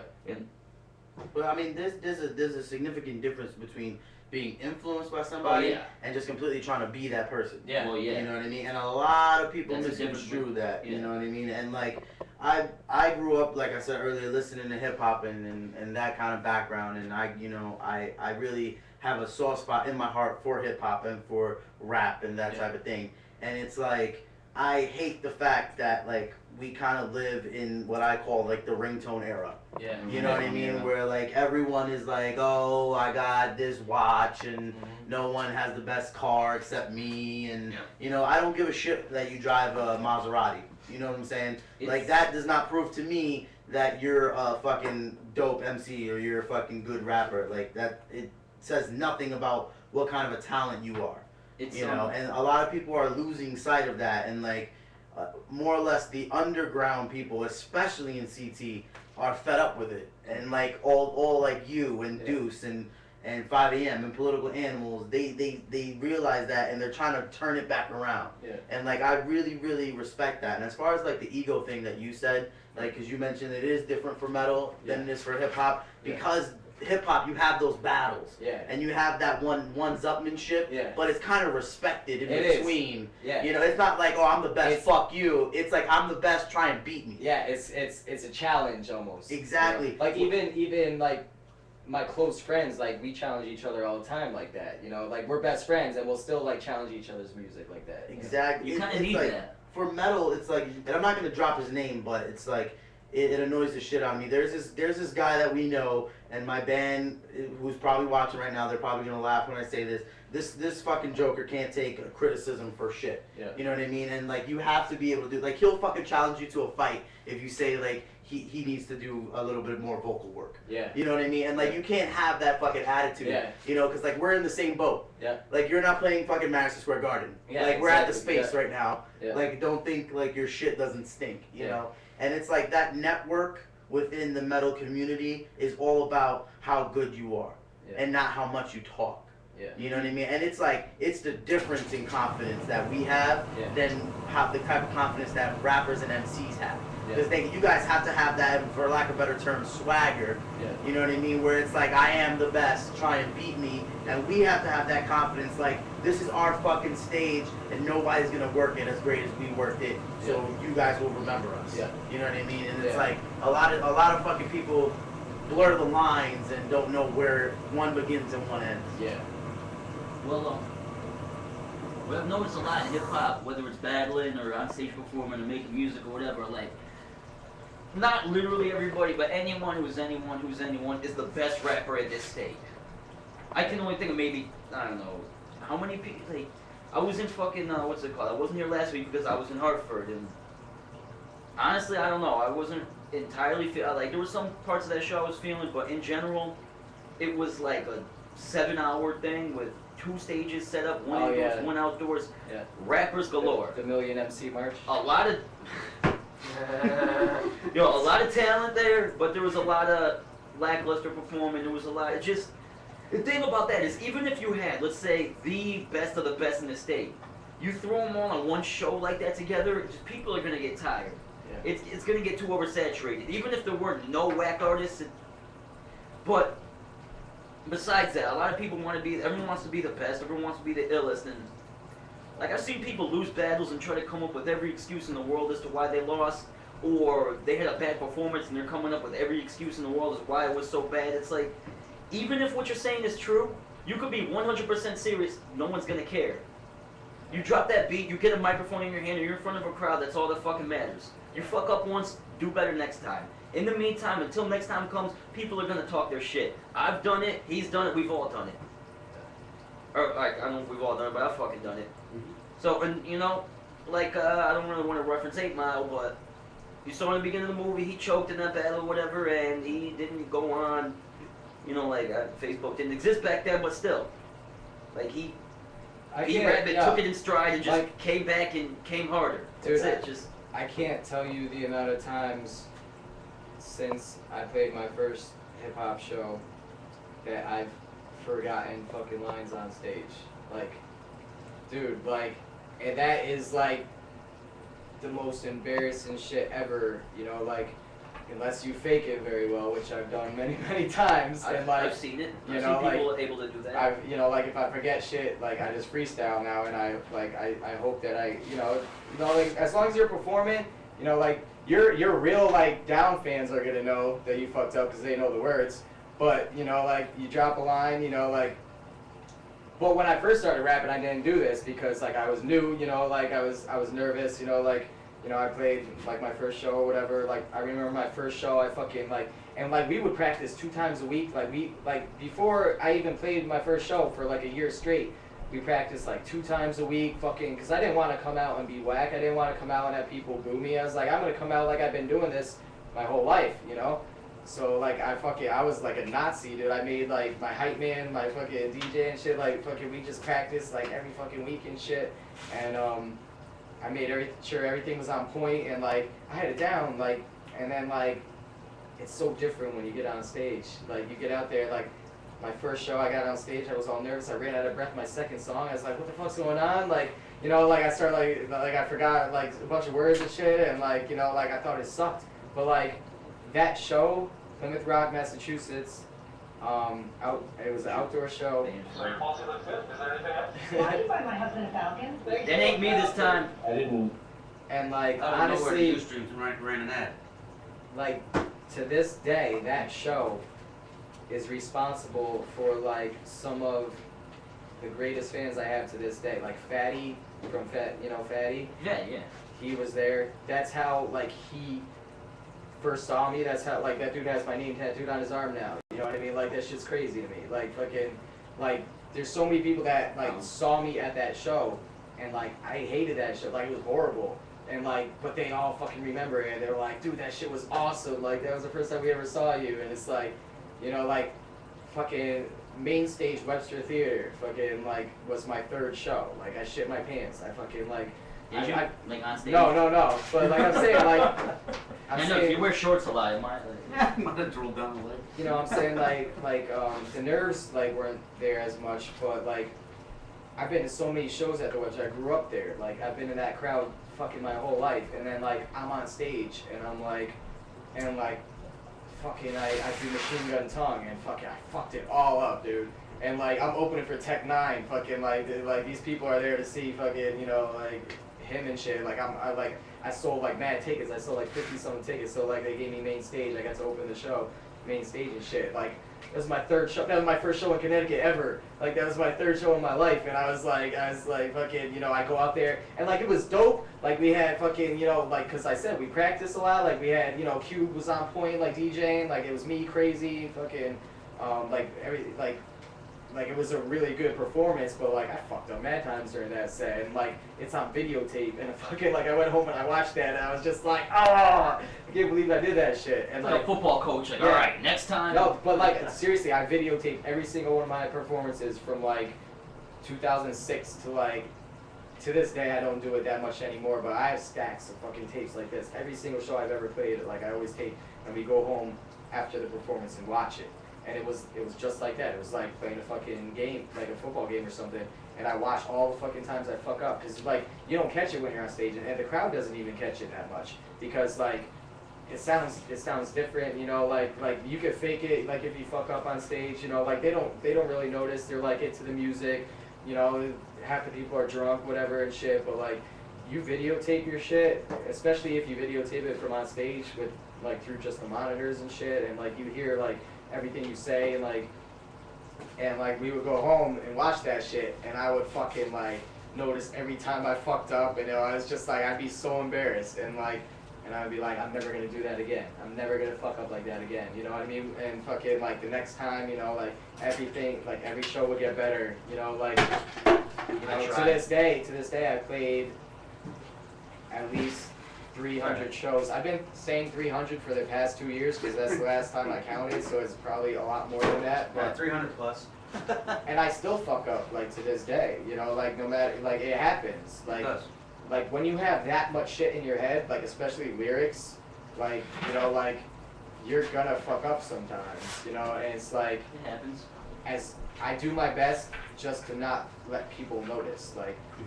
Like Cube will notice, like people on stage with me will notice, and they're like, "Oh, you fucked up." But like, if you could like just not make it obvious, like the worst thing you could ever do when you fuck up performing is just stop and be like, "Fuck!"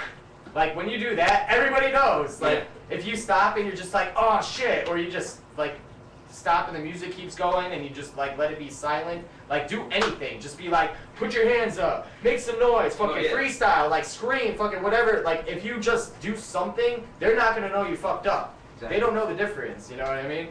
But I can't even count how many times I've come into songs early. Yeah. You know, because I thought, you know, oh shit, you know, I'm paying attention to the crowd, and then I'm like, oh shit, this is my part, and then fucking my guitar player Richie looks at me like, you fucking asshole, like, not the part you're supposed to come in at. And actually, we have this, it's on YouTube, and we played The Room up in Brookfield. It was our first show up there when the place first opened in like February.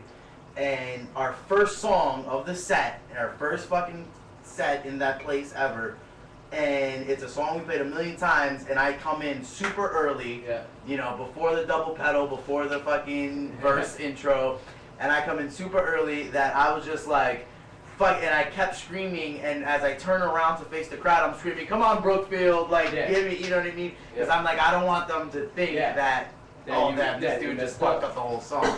You know, so I did the whole little, okay, Brookfield, you know, fucking make some noise, move your body, whatever, and then once the verse was supposed to hit, I fucking was able to recover, but you notice it. Because you're on stage and you're like, oh shit, I just fucked up, fuck. You know, can't let them see this, because then they're going to be like, oh, this fucking guy like, doesn't know what he's doing, he doesn't know his fucking song. Gotta improvise sometimes. It's like, no, I'm just saying, like, you just gotta improvise sometimes. Like it's a lot of times it's spur of the moment, and you're like, okay, this just happened, and like you're focusing on the fact that you just fucked up, but like you gotta pull yourself out of it right away and just like improvise and come out with something. So like, you know, I've actually been not just like on stage performances, but also like ciphers and shit.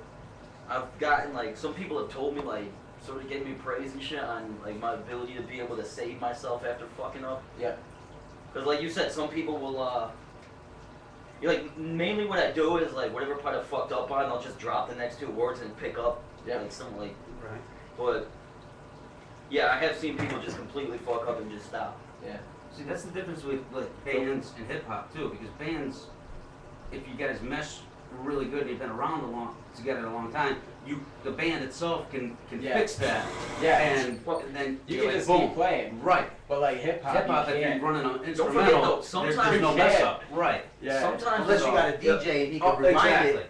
Yeah, but that shit's whack, dude. Like, when MC is like, oh, run that shit back, like, that shit's whack. Or starting a song over right in the middle of your set. Sometimes when Cryptic's not there, and because he's not there, the sound isn't all that good, you can't really tell what they're saying anyway. Sometimes it doesn't matter. Because trust me, I'm sure we all have, but I've done shows where the sound was complete shit. Yeah. And when you're a hip-hop artist, and hip-hop is like the main focus, pretty much is your lyrics, what do you got? Yeah. Exactly. But yeah, no, I gotta say though, like, cause like, I do, like, you know, like, compared to having a band, because I do both, like, I do, like, the solo shit just over beats, and then I do the band, like, the band is definitely, it's a lot easier to fuck up, like, as the front man, because, not easier, what I mean is easier to, like, if you do fuck up, it's easier to recover from, right? Because, I fucked up, like, in my band lots of times, and, I, you know, just, like, sometimes, like, I fucking, like, I'd be, like, rapping a verse or whatever, and then, like, there's one song, What's That Sound, and fucking, like, I was supposed to, like, the next line, like, I, like, started over for some reason, like, halfway through the verse, and, like, I did, like, the whole thing over again, but, like, we never stopped. Like, they noticed I did it and just kept playing. Exactly. You know what I mean? Whereas if I did that when it was just me, all eyes are on me, like, there's nobody else, and there's just the beat playing, and I would have been fucked because the beat would have ended, and I would still been rapping, and the song would have fucking ended. You know what I mean? It's like, you know, like even though I have a DJ, he couldn't have just fixed that. Like, he couldn't have just, like, instantly just been, like, fucking, like, in sync with me to fucking fix it, you know, whereas when you have a band, it's almost like you could just jam, like, turn it into a jam session and shit. Like, they could fucking just, like, okay, you know, we'll catch it, and just, like, and, like, with my band and shit, you know, like, they know, like, when I'm ready to do the hook, you know, like, even if I fuck up, like, they know, like, enough where, like, you know, because everything's time and shit, you know, so even if I go way too long on the verse or if I fuck up and like I have to like wait a minute and start, you know, like it's a lot harder to notice with the band because, you know, they like can change. yeah, and then like they know when the verse ends and I come in with the hook, they're just gonna switch the hook, right? You know what I mean? So it's like, you know, it's different, you know, it's. No, that was what I've always said between hip hop. It's more comfortable, and like not like everybody's eyes are just on you. You know what I mean? It's like when you have a band, like obviously like he was saying, like the front man does like control the crowd and get a lot of the attention and shit. But like when you have a band, everybody's watching. You know, like everybody. Stage, not and like just when you you're on a fucking MC, everybody's just staring at you. So if you fuck up, like. They know, because they're watching everything you do. Like, you're like, when you're by yourself, you're under a microscope. Yeah. Right. You know, everything's just like about you at that point. And if you fuck up, boom, they'll get on you too. I cannot lie. It was I don't know. Before I started performing and shit, I actually used to practice a lot. Like, you know, one day I'm gonna be doing this. I want to be ready for it. And that shortest set I've ever done, which was the pre-7. That was the first show I ever did. And I don't know. I had like 3 seconds to spare before the beat was about to drop, and I was by. I refused to think about it. Yeah. I was just like, fuck it. First show ever, and I fucked up on the last song. But it happens. But it was. You just gotta take it in stride and just fucking roll with it at that point. Because I mean, we all fuck up. My guitarist is fucked up. My bass player is fucked up. My drummer's fucked up. So it's like you just gotta kind of roll with it and take it in stride and just make it seem as though I meant to do that. Like I'm it's no secret. Like I'm a huge wrestling fan. A lot of people who know me know that. I'm a fucking professional wrestler. And like Vince McMahon said a very long time ago, when it comes to live entertainment, you have to make everyone believe that you meant to do it. Yeah. Right. You know what I mean? Whether you trip on the bottom rope coming into the ring, you have to make sure they think you meant to do that. You know what I mean? Like if my drummer fucks up or my guitarist fucks up or whatever, I fuck up, I want them to think, oh, he meant to do that. That's a part of the show. Okay, the guitar was supposed to stop right there. He was supposed to come back in there. Yeah, that's all it is. What I mean? Because they're not in the practice room with you. No. You know, they don't fucking know what is, unless they have the record and they know. They don't know. But even then, but you have your record and you're live. Exactly. So there's two. Exactly. They'd probably be like, oh, if you sound like your record, You sound like your record. Why am I going out to see you? Yeah. Really. Well, some people got certain songs that when they do it live, there's something about it that they do differently. Right. Yeah. We do that. We on Big Bar Radio, they've been playing Shadow Chaser for probably like a year and a half now, and the song on record on the EP is just flat out. The guitars don't stop. It's just rhyme and rhythm. It's pretty structured and whatever. But when we play it live, in the middle of each verse, the band stops and you only hear my screaming. Yeah. And we started to implement that probably 6 months ago. Yeah. And people were like, oh shit, wasn't expecting you guys to do that. That was fucking dope because that's not what I hear on the record. Right. And it's like people enjoy the little, again, it comes back to the little things that you do that people are going to be like, well, I want to fucking go see them live. I want to go see him live. You know, I can listen to iTunes all day. I want to see him in fucking concert. You know what I mean? Well, the album version of, say, Everybody by 5 a.m. in contrast to the live version. Yeah. But you don't get that acapella at the end, and that right alone just. Yeah. Because 5 kills it. 5 fucks up stages, and then that's how you're going out with that. Yeah. If you could have seen him last night, he fucking bodied it. Nice. 5 does own the stage when he's up there. It's just unreal, which is why I was, not literally, but I'm just gonna say this to be a dick, highly upset at that pre-7 show, cause it was my first show ever, and I had to go on right between ill and 5 a.m.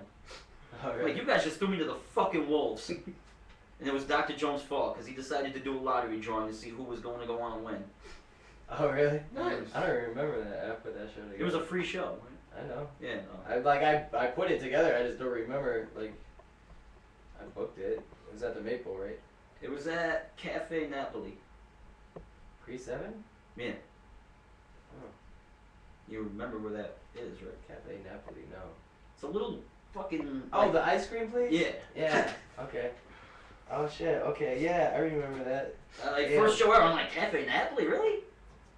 They didn't even know they had shows. I thought you were thinking. You never know where you're gonna fucking perform. You're right. You never know. That was pre-7? We did. Yeah, pre-7. It was what, May 8th or some shit? May 7th, May 8th. 2008. We did a horrible show last summer. We decided to take a private booking, and for someone's birthday party. Is a huge fan of ours, and she was like, I want you guys to play at my birthday party. I'm turning 21, or whatever. And we fucking played at her house in her backyard. And it was fucking horrendous. Don't shit like that. Tommy J's? I would I've done that so many times, dude. We would never, ever fucking do that again. I performed in his It was basement. horrible. On the plus side, I got to smoke a cigarette while we performed. Yeah. But it was horrible because we got eaten by mosquitoes. Yeah. There was no monitors. Oh yeah. You're playing out of your amps. Yeah. It was horrible. I would never do that. Shit, Cheddar, you were performing for fucking the cops. I did, yeah. They showed up and told us that it's 10:30 when it was only 10 of 10. Bad shows build character. They do. Yes, they do. But everything's a learning experience, so just Especially take at it this as stage that. in our careers. Who cares? You know, Like we you put, can only grow. like I put together a whole tour last summer. Yeah, And I like, remember that. fuck, like was it worth it? No. Like, but like no, it was worth it. Right. You know, I'm saying for the experience. Like it was Exactly. awesome, but like. Well, you like, handled spent everything from point A yeah, to point Z. like I booked all the venues, fucking like you know like well not all of, like B Loco from Hightown did like half of them and shit, but these are places that we never played before. I'm calling other states, booking clubs and shit. Like they don't know who the fuck we are. I'm just like renting out these clubs and then I'm booking local performers and shit just from people that I met and knew, you know, just from playing other shows and like okay we're relying on them to draw the crowd and shit, and then you know like so that we'll have people there because we never play there and shit. That's how you got to do it when you like book an independent tour. Like you book like the biggest acts from that state. You say okay, we'll rent the club, we'll pay for everything. You perform, bring the crowd, and fucking you know like we'll call it a day. You know what I mean? It's like you know that's how you do it. You know like we'll put up the money. You fucking bring the crowd, you know, like, we'll get our door money back, whatever, and fucking, you know, we'll throw you, like, some money, fucking, if we make back, you know, like, what we paid and whatever, and, like, that's how we did that whole tour. And I booked fucking, it was 8 states, you know, fucking, 14 dates in like, 2 months, and I'd say, like, 5 of those shows were, like, good, and the rest of them probably had, like, we got there and like fucking the openers didn't do what they were supposed to, like nobody came, like we played in front of no people and shit, but it was the shit. Like we were driving like to these other states to play like all these fucking, you know, and like I have to say like even the shows where there was 10 people there were 2 people there that never saw us before that came up and were like, yo, like you guys are the shit, like fucking, you know, I'm like that makes it worth it. If there's 2 people there that fucking like go home and fucking they like, you know, you give them, even if like they can't afford to buy something, you give them a free CD, whatever, fucking they go home and like, you know, I have fans to this day that have seen me from playing that, like one of those shows that like nobody was at. And like they're like the best fans in the world, you know. Like sometimes those are the funnest shows though too, because you can just figure fucking. No, I'm not saying yo that tour was fun as hell, but I'm just saying like out of pocket, like we didn't make no money. Right. We spent probably like 4 times more than what, you know, like people think you make money off shit like that. No, like we spent money to do that, fucking like you know like, and we don't have funding or anything. Just a ring. Doors open. So like that shit like. It was, you know, as far as, you know, making a profit or nothing, no. Like, hell no, we fucking, like, we're in the hole from that whole shit. But as an experience, it was cool. I wouldn't trade it. Right. I'm glad I did it. It's something you're going to learn, and now next time you decide you want to do something, you can do something a little differently.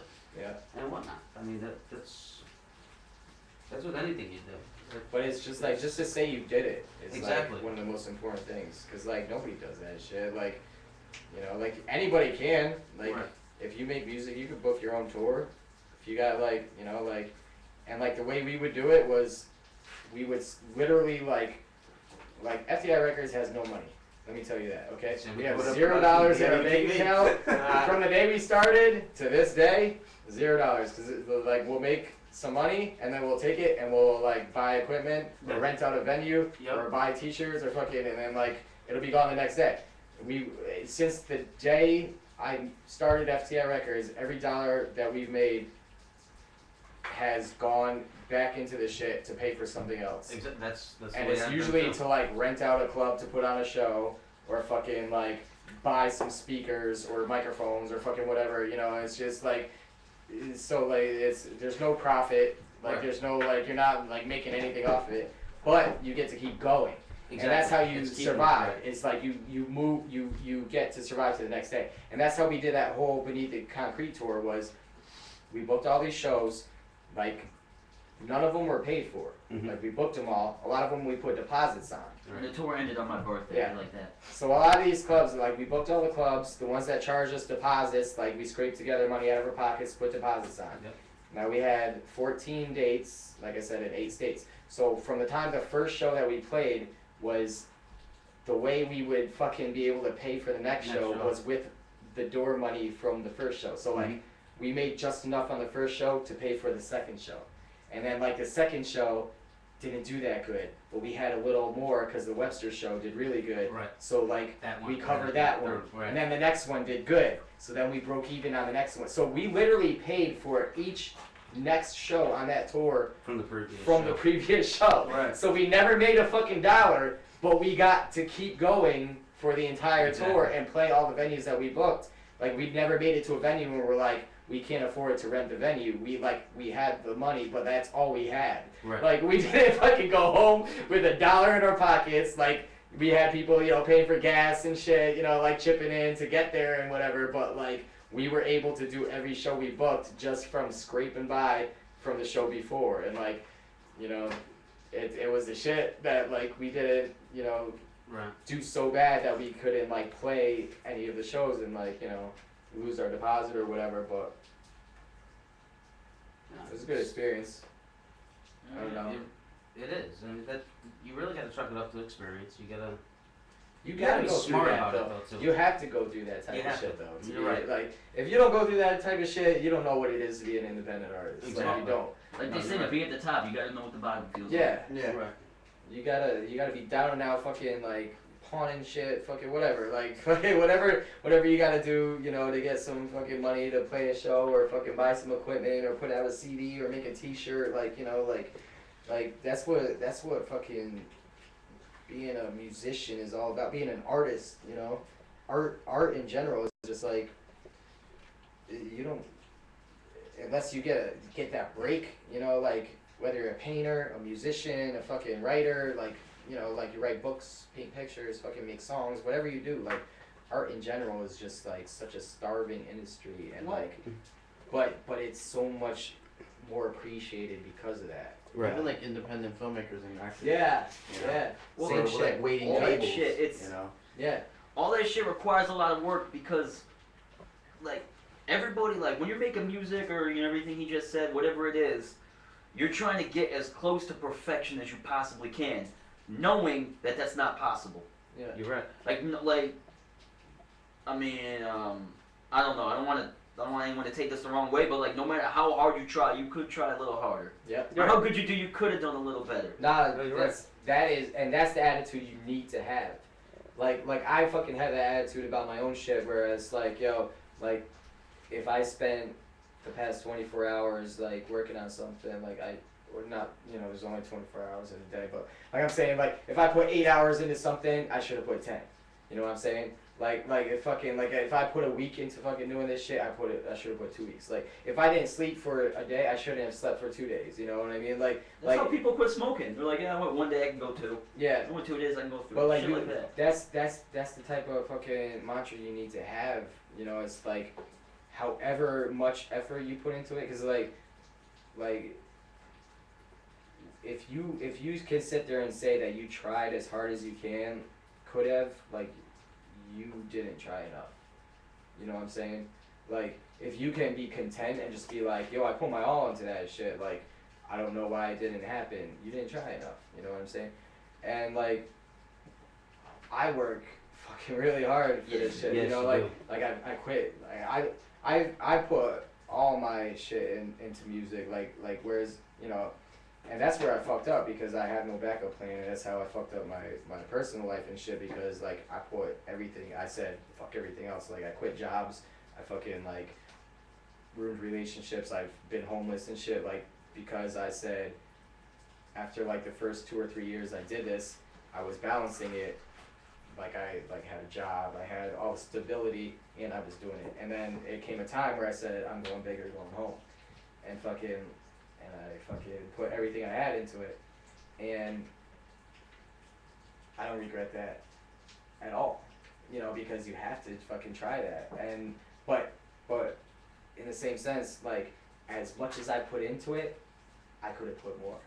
You know what I'm saying? Like you could always do more. Like if I, like I was saying, you know, like as hard as you try, as you think you tried, if you tell yourself you could have tried harder, and that's how you'll make it to the next level. Because if you're content with how hard you tried, and you're content with the fact that you tried as hard as you could have in your mind, and didn't get what you wanted out of it, then you're a failure. Well, you didn't try hard enough. That goes back to what earlier about, making up excuses and shit about, like there's people that make excuses and there's people that try harder next time.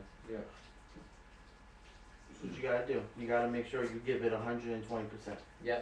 And if you give it 120 and it doesn't work, give it 100. Yeah, give it 140. Yeah. Do it more. Give 200. Give fucking 1,000%. Yeah. You gotta give it everything that you are. You gotta give it everything that you have. You gotta. Sacrifices will be made. You know what I mean? A doctor doesn't get their PhD. Yeah. For a year. How many doctors are in debt from fucking college loans after 8 years of school because of that shit. You know what I mean? Like they did it. Yeah. Fucking. How many musicians that have made it have been homeless or have been, and it's because they gave it everything that they possibly could have. Yeah. And that's a lot to do with why they made it. Yeah. You know what I mean? And I have no ill will towards anybody that's on the radio, anyone that's on the mainstream, because they all started where we are. Yeah. It's not like they woke up and walked into a room and someone said, "Hey, you want to be a singer?" Yeah. You know what I mean? Well, I mean, yeah, you have those cases, but I mean, I give it up, and I feel what you're saying, though. You know what I mean? Yeah, it's just you don't just start. You know what I mean? Like for instance, fucking Justin Timberlake didn't walk into a fucking room and someone said, "Hey, you want to be in a boy band?"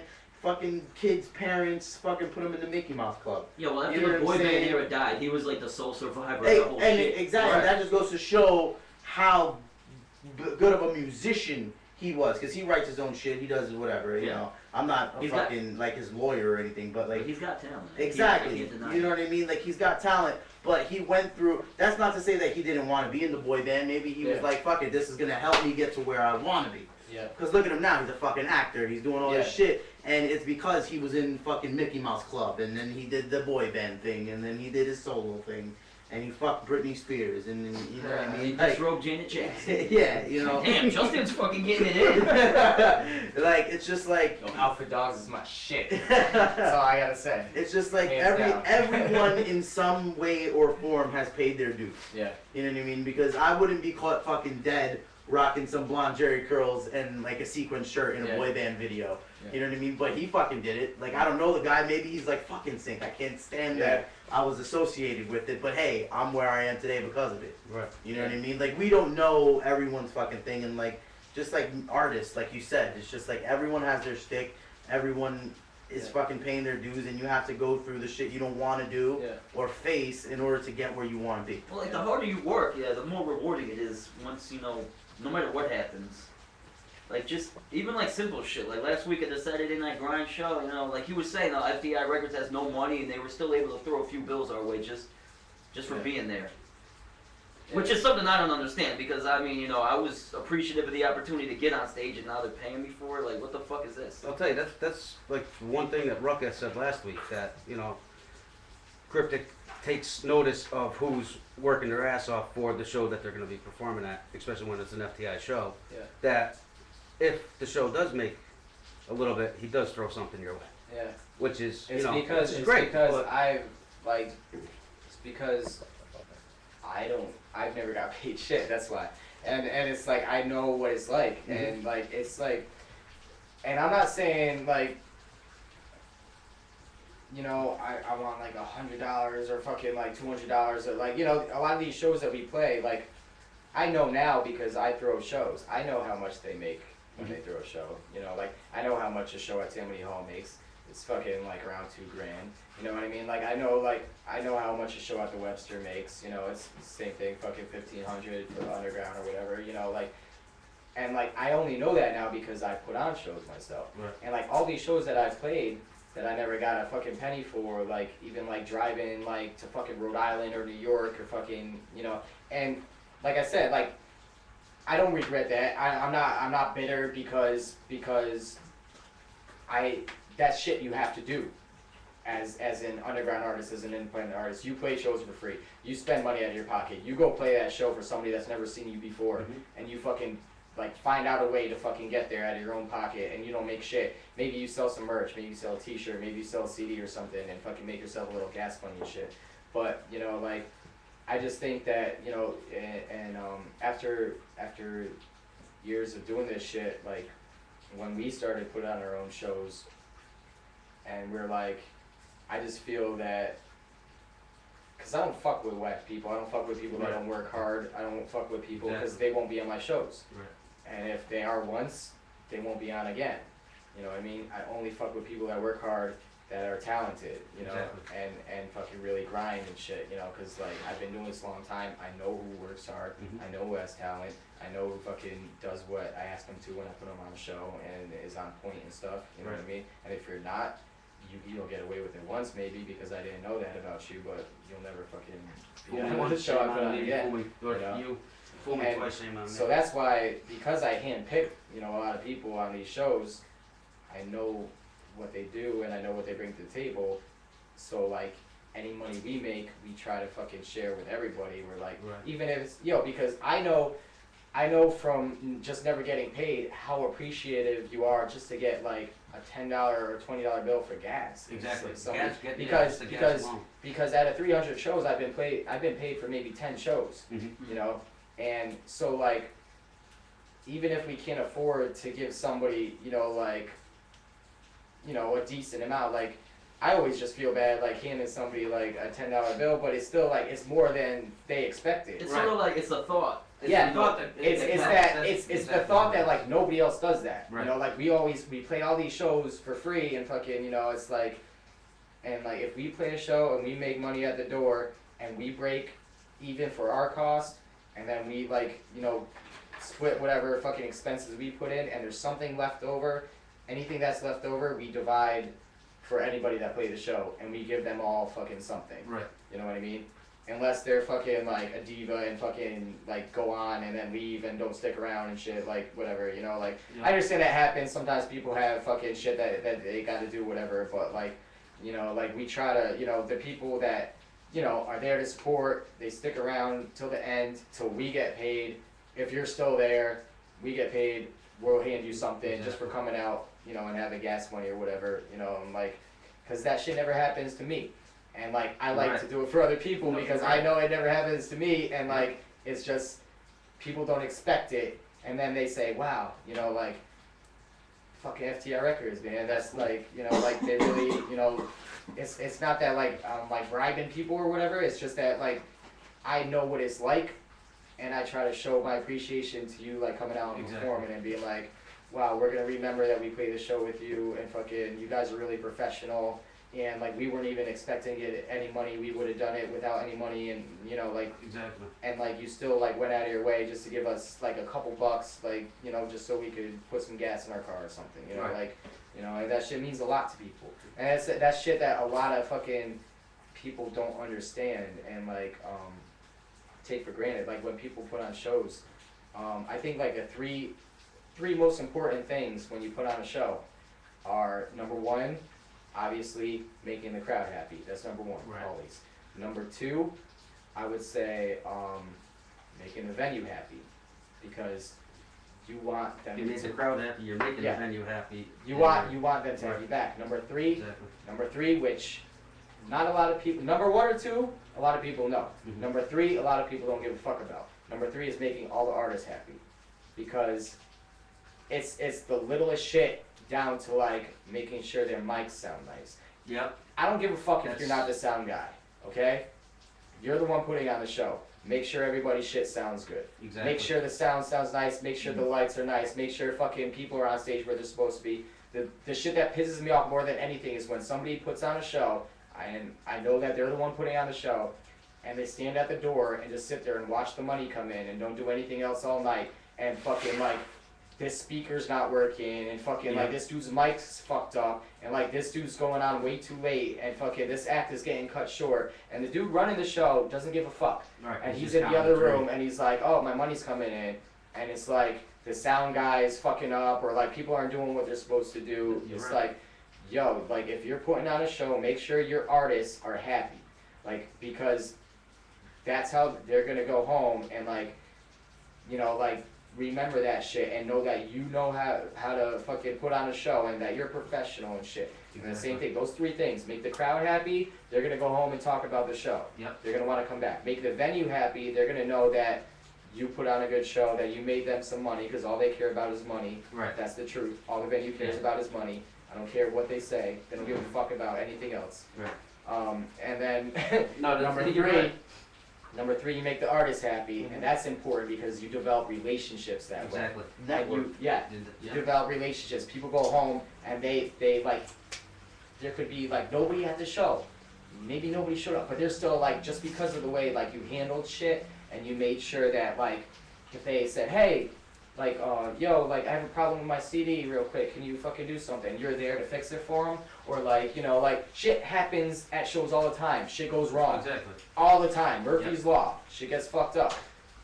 As long as you're there, fucking, you know, and they're like, they're not being dicks, they're just like, oh, can you turn my mic up a little? Or can fucking, like, oh, my boy needs an extra mic, he's gonna come do the song with me. Like, half the time I'm at these shows, there's nobody paying attention, nobody gives a fuck. They're just up there, they're like, yo, we're fucking $5 at the door, that's all I care about. Like, give me your $5. And like, no, like, you're on stage, do what you gotta do. Like, you figure it out, you know, that's, they put you up there, give your CD to the DJ, if it fucks up, they don't care. Right. You know, they don't give a fuck. You should give a fuck. If you're putting on a show, you should give a fuck if that person's set goes good or not, because they're gonna talk about you, and the crowd is gonna notice it, and the crowd's gonna talk about you, and whatever, you know, like, it's not all about that fucking $5, you know, like, it's about everything. Yeah. It is. It's just like, it's just like the little shit that any show booker or venue can do to make the artist happy is just greatly appreciated, because we're there, we're busting our ass. Like, without, if we would have dropped this morning or something like that, we could have been like, oh, fuck the show, you know, I just don't feel like playing. Without us, you would have been in a fucking rut all day losing your mind, and then you would have talked shit about us. Like, oh, fuck that band, fuck that rapper, he dropped off my hill, whatever. You know, and we call out of work. We, you know, we work early. We, you know, we take the day off of shit that we could be doing to better our personal lives. One, because this is what we want to do, and two, because we have an obligation and a commitment to the show. And it's just like when the bookers are just sitting there like, yeah, whatever, like, I don't care, like, I don't know what you're gonna do about Mike's situation. I don't know what you're gonna do about this speaker. Like, hey, can we get more bass? And the sound guy's like, bass sounds fine out here. It's not about what sounds out there. Put more in our monitors so we can hear it. You know what I mean? And it's like I appreciate it when like the booker comes up while we're setting up and they're like, oh, do you guys need like a cup of water? You know, like just that little, like I can get my own water. You know, thank you. But like, damn, they went out of their way to come up to us and be like, are you guys all set? Is there anything I can do to make sure that this goes off without a hitch? No, and it's just like the little shit, man. You leave there and it's like, holy fuck, like that those people cared about the show. You appreciate it so much because it never happens. Exactly. You know what I mean? Like that's why, and that's why like I'm a fucking artist and a booker.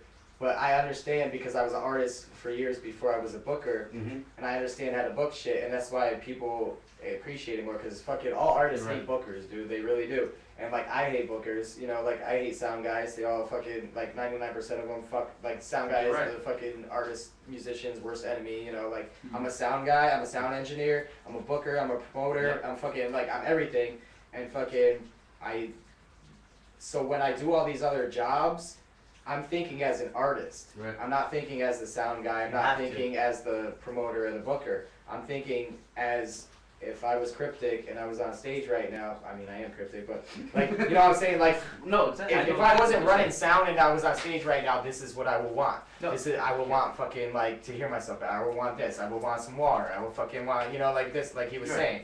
You know, like same thing with booking shows. Like, just show that you fucking give a shit a little bit, and like, it's the littlest fucking bit, and like, you have no idea what that means to an artist, right? Because it never happens, because nobody gives a fuck. They just like, they want to put on the show, you're there to perform, you know, like, you do what you do, they just expect like, oh, we're not like some gesture for it. Yeah, You know they're what I like, mean? well, you're gonna play in front of a crowd, and that's the only reason you're here, and fucking that's like, do what you do. As if to say that we have to be like, oh my god, thank you. Yeah, for yeah, putting us thank in you front so of this much. I get crowd. to play in front of people, you know, like, it's amazing, but like, you know, like. And when it comes to like sound and whatnot, like I am a sound guy myself, and I've ran into with Cryptic when like, well, he's performed on a couple of my shows, I believe, but other shows that I've done sound for, and Cryptic come up to me and goes, you know, this just doesn't sound too right. I says, all right, here you go. So, you know how this guy sounds. I've never seen this guy before. You know what? Do it. I mean, make him sound good. Yeah. Because I've never heard this guy before. I have no problems with people that. Okay, I've seen this guy 100 times. You know, look, can I try this? Sure. Be my guest. You know, I can learn something from that. No, I'm the same way, man. Yeah. Any show you put together, it's like the artist as well as whoever's putting it on, wherever it's at. Everybody's got to do something. Everyone's got to do their part. Yeah. Like, the artist cannot leave it 100% up to these people. Like, they booked me, let them promote. Yeah. At the same time, the people booking can't say, it's your show, we're doing you a favor, you got to promote. It's like... There's one venue that does that. Like, the same way artists got to work together if we want to get any kind of recognition. The place you're playing, you guys, we have to work together. Right. You know? Well, I say, like, I tell, you know, I tell the artists the same shit, like, when I book them on shows, it's, I do my part of it, you know, like, I promote the show, I promote you, like, everything, but it's up to you whether you fucking, it's really up to you whether you play in front of people or not, because, you know, like, you're on this show, you know what I mean? And I'm saying, like, it's up to me as well. Obviously, like, it's my job. I booked the venue. I gotta make sure people come through the door, like, all this shit, you know what I'm saying? But, like, if you're an artist and you're playing a show and you sit there, like you said, and you just don't promote it, and you're just like, well, they put me on the show, so I'm gonna show up and, like, I'm gonna play in front of these people. But, like, and then you show up and there's nobody there, and you're like, oh, what the fuck? This show sucked. This is bullshit. Like, these guys didn't fucking promote this shit at all. But, like, you're an independent artist, you know what I mean? Like, you have to promote your own shit still.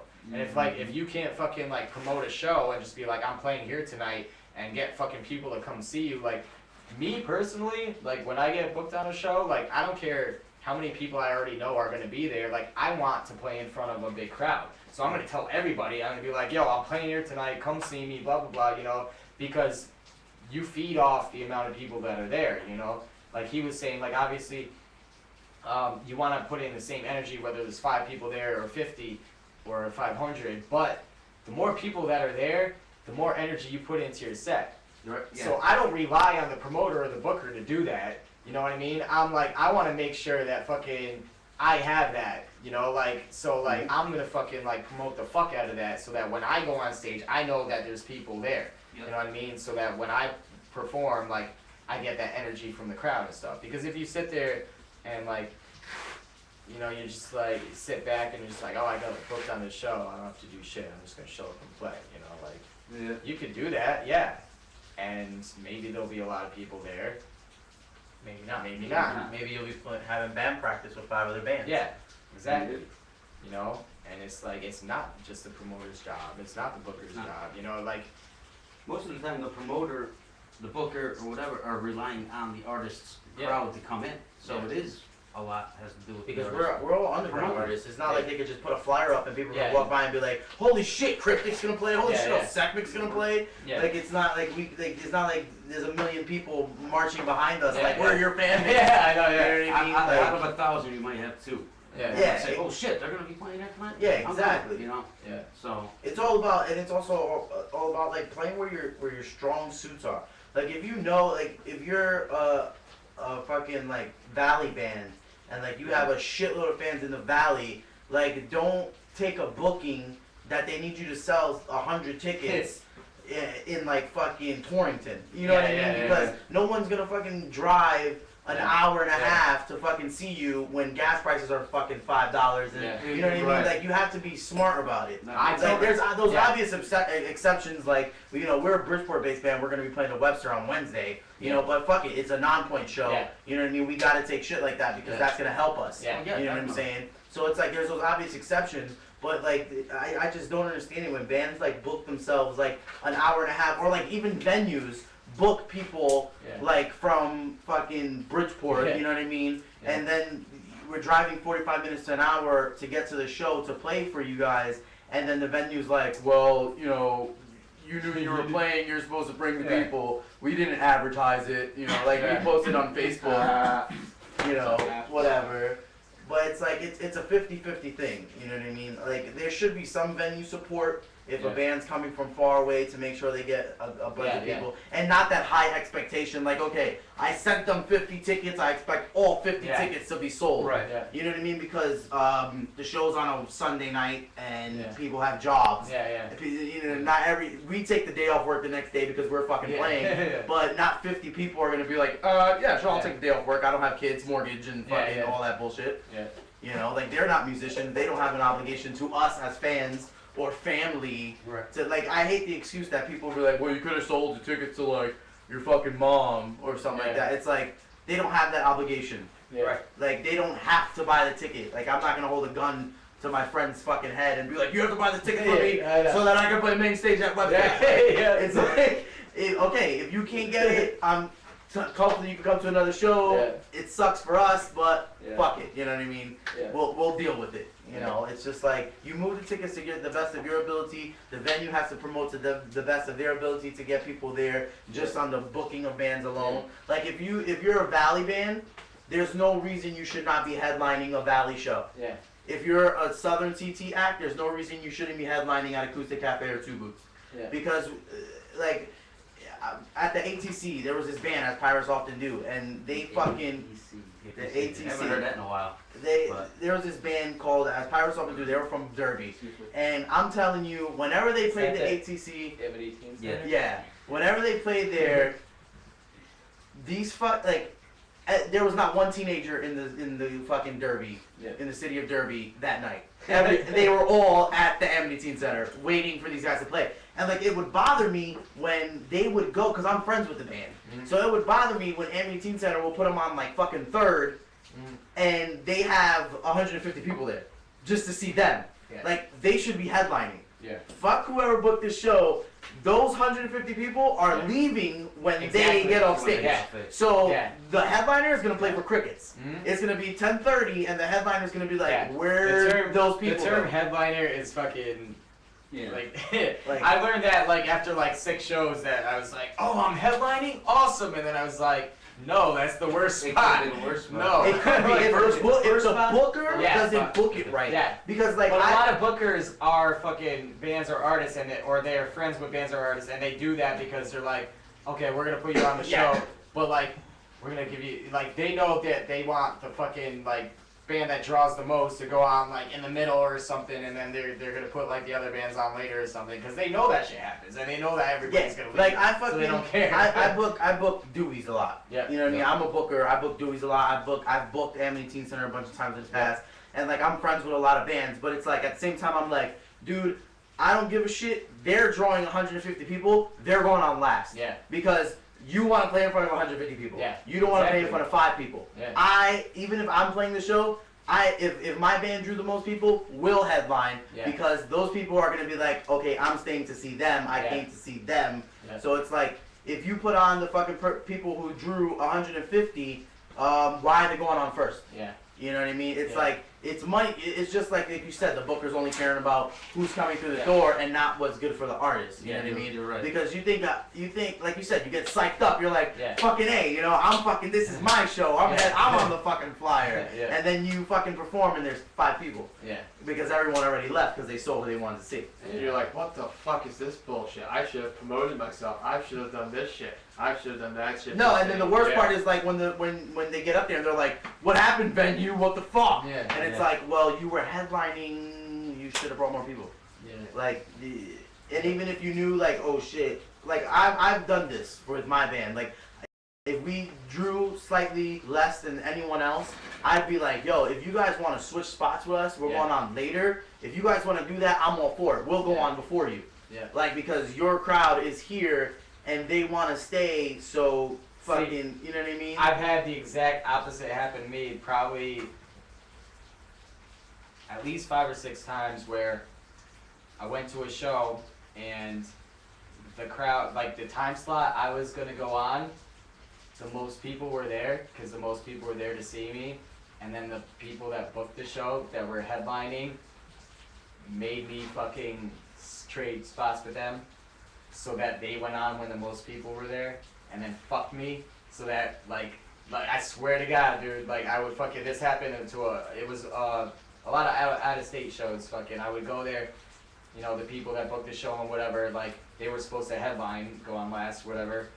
I would fucking, like, I was supposed to go on, you know, a couple acts before, and then they would look around, and fucking, like, you know, like, all of a sudden there were a ton of people there and shit, and they'd be like, yo, man, yo, we gotta go on now, sorry, dude, my bad, but fucking my boys gotta fucking go to work tomorrow or something, and they would go on, and fucking, and then, like, you know, like, fucking by the time I went on, you know, people would fucking, like, leave because it was so late in the night, you know what I mean? It's not that they didn't want to stay, it was just fucking, like, they would fucking all of a sudden move me, you know, like, to last or something, and fucking, like, people were like, yo, what the fuck, and fucking, like, that happened, like, in mad times. It sucks. Yeah. Like, the best shows that I've played is, like, the ones where it's like, okay, we send every band X amount of tickets. If you need more, call us. We'll send you more. And then load-ins at 2, but doors don't open till 6. Yeah. And then they see who sold the most tickets, so that they can estimate how many people will be there for the headline, for who they want to headline. And then they post it up. And then you get that traffic because you're like, you tell your people, look, you got to be here on time when the doors open because we don't know when we're going on. So we could be the first fucking band on, so you need to get there. You know what I mean? And that's happened to us at like the LNG in New London. We've done shows at the Webster like that. And it's just like, that's the best type of shows because no matter who went on at what time, there was like 100 people there. You know what I mean? And like, that's what you got to do because people will show the fuck up. If you tell them, hey, we don't know what time, you have to be here. You know what I mean? And people, there will be a crowd for you. Like no matter who's going on first, who's going on last, there will be a crowd. That's why one thing I've learned, another secret. But, giving away too many secrets tonight, but I don't post set times ever because fucking for that reason because and like a lot of times I won't even give them to the artist even though I know them like fucking like weeks before people will keep asking me I'll be like oh I haven't done them yet or whatever you know fucking I'll post them the day before or whatever because people will post them and then they'll tell everybody like yo I'm going on at fucking 8 and fucking all their fans will come at 8 and then leave so like I don't cause like everybody like I said everybody I put on the show is good and shit and it's like but there are people that have like more fans and like I don't really know till that night like who's gonna bring the most people you know whatever except if it's pre-sales you know like you said like when it's pre-sales and shit like that like when I do Webster shows you know I know how many tickets people sell and shit so it's different but if it's like a door show you know like I don't fucking know so I don't tell people. Yeah. What time you go on? I don't know. I don't know. I don't know. know. I'll just be there from the beginning. I see I don't even know. a lot of people like bookers and shit like when they put up the show they'll post all the times of who's playing at what time and like I'll never do that like I'll put the list of people that are playing and then I'll put in no particular order in parentheses and then like I know what the order is but I won't fucking like you post it up on a piece of paper when the band's looking they see exactly because that way all the fans come and they're like no matter who they're there to see they don't want to miss them they so see they're everyone. there like shortly after doors open you know what I mean so and nowadays people have no internal clock so everyone's always late yeah you know what I mean and like the problem with like posting like set times the day of is like I hate it when bands are like okay we're good with whatever set time you give us and then you post a set time the night before like okay guys here's the set time and then they call you and they're like well we can't make that set time because I have to drop my daughter off so they, you know why didn't you tell me that beforehand or like oh I have to go to school I won't be there till around 8 like you go to school how many times okay how many years you been doing it okay so why didn't you tell me that you go to school every Saturday from blank to blank I would have scheduled it Yeah. accordingly. Yeah. You know what I mean? Instead of having to now go, okay, well now you have Yeah. to switch with him and Yeah. do all that. It's like it's unfair to the other artists and it's unfair to Exactly. the bookers. I've lost count of how many times, whatever show or battle or whatever the event would be, that I'll see the event page or I'll see the flyer and they'll tell me, we need you here at this time. I get there at that time and no one else is there. Yeah. Like other artists show up 10 minutes before there's something like, yo, why are Yeah. you gonna tell it? Fucking hate that. Why do I gotta be here 6 hours earlier, but no one else? Why were does? we here for load-in and they got here fucking after the crowd's here? I've seen people like what he was saying earlier when someone says, "Oh, I gotta run. I need to go on now." I've seen other people who were supposed to go on at that time and got robbed of their set say, "Fuck this" and leave. Yeah. That's one thing. If more people could be like Cheddar, where he's there from the beginning straight to the end, the world would be better. The world would be better. Well, dude, like, yo, it's, You know, it's a lot of it has to do with, like, nobody fucking wants to show up to a show, like, when you're, like, a lot of artists, like, they just don't want to get there early.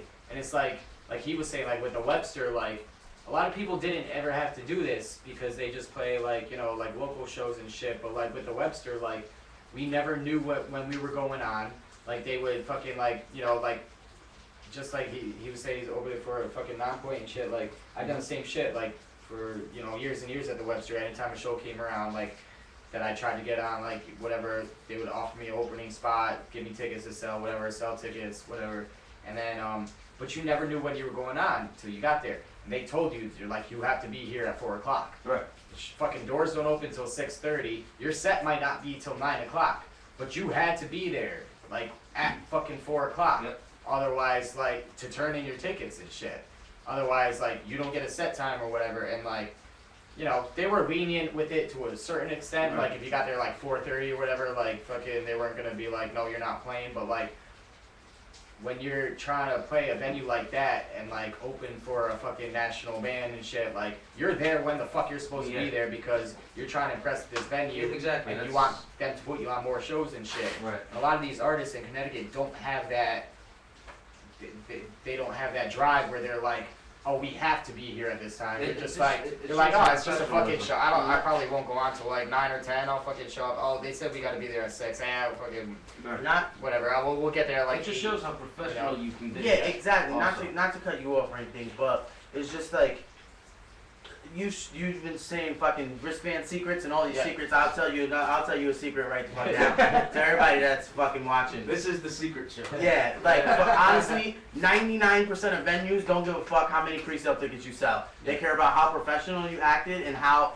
what fucking time you get there. Yeah. Because I can show up at 2 o'clock when load-in's at fucking 2:30 and talk to the guy beforehand and be like, look, we didn't sell the most tickets, and if the fucking person who sold 80 fucking tickets gets there, who's to say that the fucking booker won't be like, you know what, yes, you guys sold the most, but they're more professional, they're going main stage, you guys are underground. Yeah. Like they can do that. Yeah. There's no guarantees. It's not like they're gonna be like, we promise you in a blood fucking contract, you sell the most tickets, you're gonna fucking be the headliner. Like they can do whatever the fuck they want. You know what I mean? Like I've done that to bands. Yeah. Like I fucking put the band that sold the least amount of pre-sales for a show I threw last. Yeah. Because they got there when I said to be there. Yeah. I'm there early as a booker, 2 or 3 hours before load-in to make sure sound's set up, everything's set up, everything's right. Yeah. And then that's the first fucking band to get there, the second band, whoever's on time. Yeah.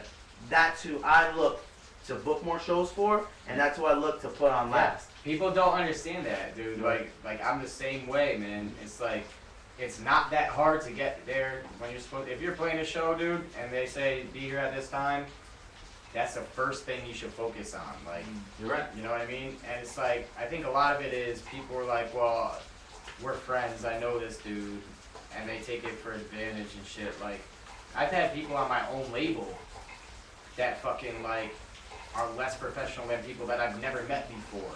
That fucking like. You know, like when I throw shows at the Webster, like at the Underground and shit, and fucking like I got like 8 or 10 bands playing and shit. I'll put people on a show that I've never booked before, and like they're the most professional. They're there like when they're supposed to. Fucking like, you know, they might, like you said, might not have sold a lot of tickets or whatever, but like I don't ask much from people. It's just like fucking be there when you're supposed to, do what you're supposed to do, be ready, and then like I'll have people that like I've known for years that are supposed to be like, my friends and fucking, you know, peers and shit that are like, will show up fucking like, and I just tell them, I was like, yo, you don't understand the amount of work I have to do to put on the show. Like, I need you to be there at this time for a reason. It's not because I just picked this number out of my head and I'm just like, show up at 6 because that's when I want you to be there. No, I need you to show up fucking an hour before doors open because I don't have time once doors open to fucking meet with you and collect your tickets and give you your wristbands and tell you when you got to be on stage and fucking give you your set time. I need to do all this before doors open because I'm going to be running sound and fucking cueing all the artists and telling them when to go on. And then I got people showing up fucking like an hour after doors open, like, yo, my bad, fucking, but I need like 3 wristbands from my boy and his girl and fucking this. And I'm like, no, fuck you. And they're like, they look at you like, but we're boys. I'm like, no, but like this person that I never fucking put on a show before is here at 4 o'clock working his ass off. And like, yo, like you're like, you've been playing shows with me for years and you think you could show up and fucking just do whatever you want and act like a diva. Like, fuck you. Like, I'll give them your set, like, before I'll give you that set. Exactly. And I'll put them on the show over you any day. I don't care how many people you draw. I don't care how fucking many fans you have. I'll give that dude that fucking is hungry and fucking professional and doing what he's supposed to do and wants a shot, like, a fucking show over you. Like, that's how I am, you know? No, like, that's how you gotta be. That's exactly how you gotta be. It is. Because that's how the type of artist I am. And like, if you're not that type of artist, like, you're not gonna get anywhere. Because that's how venues look at you. That's how bookers look at you. Especially like, you know, like, not just local bookers, but clubs like Toad's Place and the Webster and shit. Like, they don't give a fuck, like, how many fans you have, who you know, like, whatever. They're like, if you're a fucking, like, asshole to them, if you, like, if you're, like, slacking, whatever, if, like, you give them a hard time, like, they'll never put you on another show again. You know, and they don't give a fuck. And if anybody's ever seen Cryptic at an FTI show or he's working at a show, he's always working.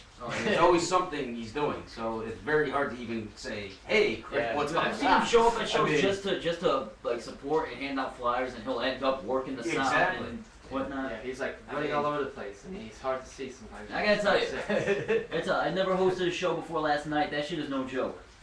I'm used to performing for 20 minutes, a half hour, whatever, and then I can go have a drink and enjoy the rest of the show. This hosting shit, you don't get a fucking break with it. Yeah, no, you're right. It was. I mean, I had fun with it. It was a good time, but you gotta be on top of shit. Would you do it again? What? Would you do it again? Yeah. Okay. Again, that chalks up to a learning experience too. Alright. You know? True. You've never done it before, now you know the basis of it. You would do it again. And from what I heard, you did a hell of a job. So I was listening a little bit on the Big Bar Radio every once in a while. Kinda hard with the DJ in the back of you at a wedding, but anyway. Well, definitely like to thank Cryptic and Justin for the set coming down, you know. You said it right again. Yes, Holy shit. I've been working on it, okay? Anyways. I needed this has been a very, very educated show, I'll be honest with you. Educated. Excuse me for motherfucking stating knowledge. Yeah. If you're a new musician, if you're a new booker, if you're a new fucking venue, I hope you're watching because you learned a lot of fucking shit about throwing shows and being in shows in Connecticut. Exactly. Yes. Seriously. Live performance 101. Yeah. I think that's what we'll call this one. I mean, this one, Live Performance 101. I don't even know how it turned into that. We just fucking. We just started bullshitting and that's the way the show went. I mean, That's the way it gotta be, dude. We've never had Justin on before, and we've had Cryptic a couple of times when we've actually broadcasted from the Grindhouse. Yeah. And I've always enjoyed having you as a guest and everybody else from FBI because you guys are very insightful, you have a lot of information, and very good to talk to. I mean, oh yeah. We took one music break throughout this whole show? Yeah, and I love we didn't do anything else, but it was great because you know why? That's what I like about this show because we could just carry on. We've been streaming 2.5 hours, almost 2 hours and 40 minutes. Carry on like Wayward Sons. I just 2 hours of it was bullshit. I tell everybody because fucking nobody ever interviews me, and I tell everybody I was like, fucking Brash, you know Brash, right? I've heard of him. Brash, so, yeah. If I see him, I probably know. He wanted to interview me this week for his website, and I was at a picnic yesterday, and he asked if he could call me, And I was like, man, you know, I'd love to. I'm at a picnic right now. I was like, I can't do it right now. And he's like, it's only 6 questions. And I'm like, bro, you don't understand. And I was like, no one ever interviews me. I got a lot of shit to say.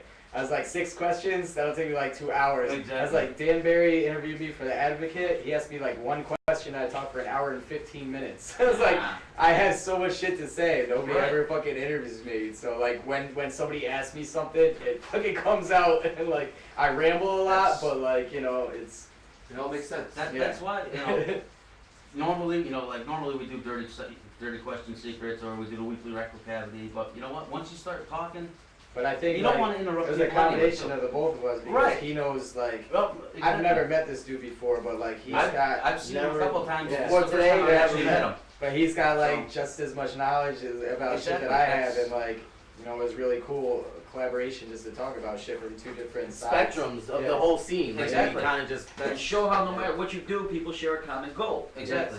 Exactly. And you know, See, now we're breaking it down into layman's terms. yeah, right. So, I mean, that's exactly why. Like by the end, you know, I was quiet most of the time and just no chiming in every questions once in a while. asked. Lurch didn't even really talk. They answered some. I like those questions. shows where I don't have to say shit, because who the fuck listens to me? Very true. But anyway, no sound clips, no nothing. It was a good show though. I enjoyed it. Thank you guys for coming on, and you're more than welcome to come on anytime you want. It was Just a give blast, Lurch a man. heads Thanks up. for having me. Appreciate And it. one quick side note. Doing all big bar radio shows, and real quick weekly rectal cavity, fuck bicycles in New Haven, stop driving to the side of the road where you're not supposed to be driving, and fuck everybody who keeps telling me, oh, so when are you gonna get a girlfriend? Blah, blah, blah. Man, I have women in my life that I need for those. We can only record for 3 hours. I know. Okay. Well, I was just saying, I have the women in my life where I need those things that you need in a relationship that I can get without being in a relationship. So yeah, fuck you, you're an asshole. What? Anyway. Diluted weekly rectal cavity. Yeah, but the way you worded everything you just said, it's just such a roundabout manner. Get it off your chest, Lurch. That's all I have to say about that. Feels better. Yeah. Are you stone cold now? Ladies and gentlemen, That's all I got to say about that. Thank you for tuning in. We're going to take you out with LLS. And I always forget the damn song. It's off the Grind Tape 2. Think about it? No. Think about Grind it. Tape Yeah. 2? Yeah. That's off the Grind Tape 1, I thought. No, Think About It was 2. No, Who Are You to Judge was 2. No, Think About It was on 2 also. No, it wasn't. No, It was it's on one. 1. With Was Ed it? They Craig. don't have a solo song. They don't have a song. The only one on the second grind tape is Anyway. Who Are You to Judge with Chris. It's on one of the Grind Tapes. Think about it. FTRrecords.com/store or something. Download the Lurch Download Broadcast Mixtape. Go to UTV.com, you can see my music video. Yeah, it's right on the Shave name. $8 bucks. It's funny, he fucks Lindsay Lohan in the bathroom. Hell yeah. Actually, you know what? We'll play that to close out, and then we'll go into the closing song. Fuck it. Nice. So, thank you everybody again. Thank you Cryptic. Thank you Justin from Setmic. Cheddar. Fuck you, Lurch. Thank you. Well, I gotta be the tank.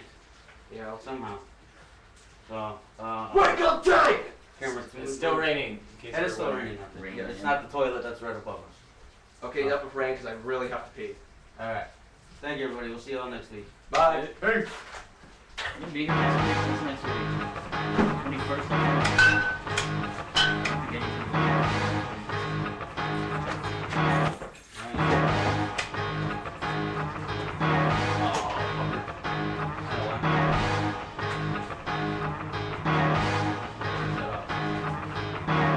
Feel late now?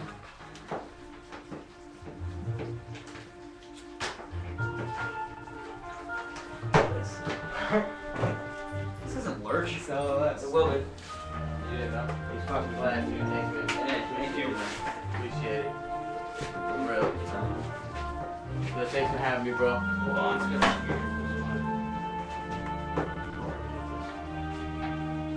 Running. There it is.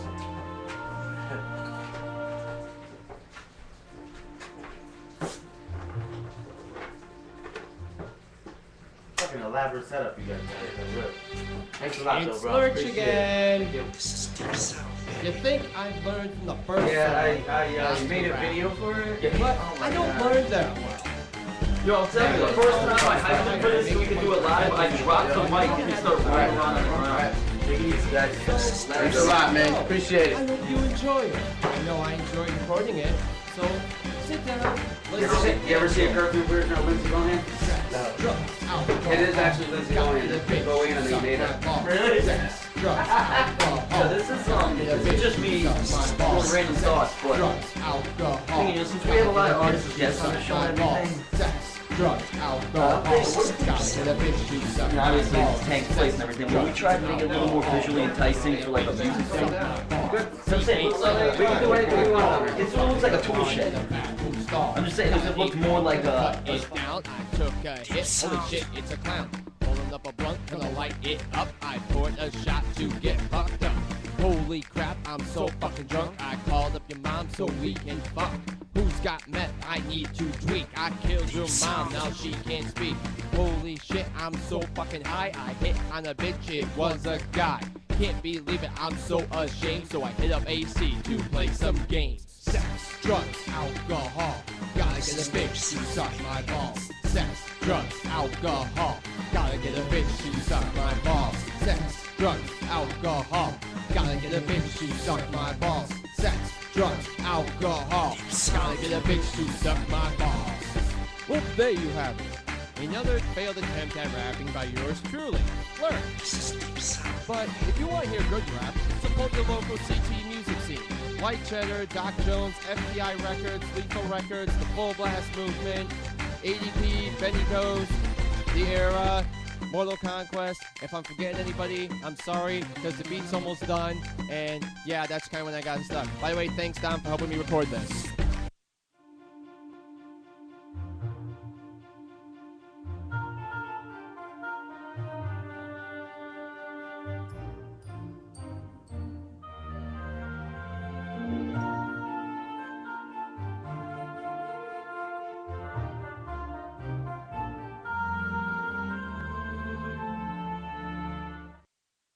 Television is not the truth. Television is a goddamn amusement park. Well, if you want the truth, go to God. Go to your guru. Go to yourself.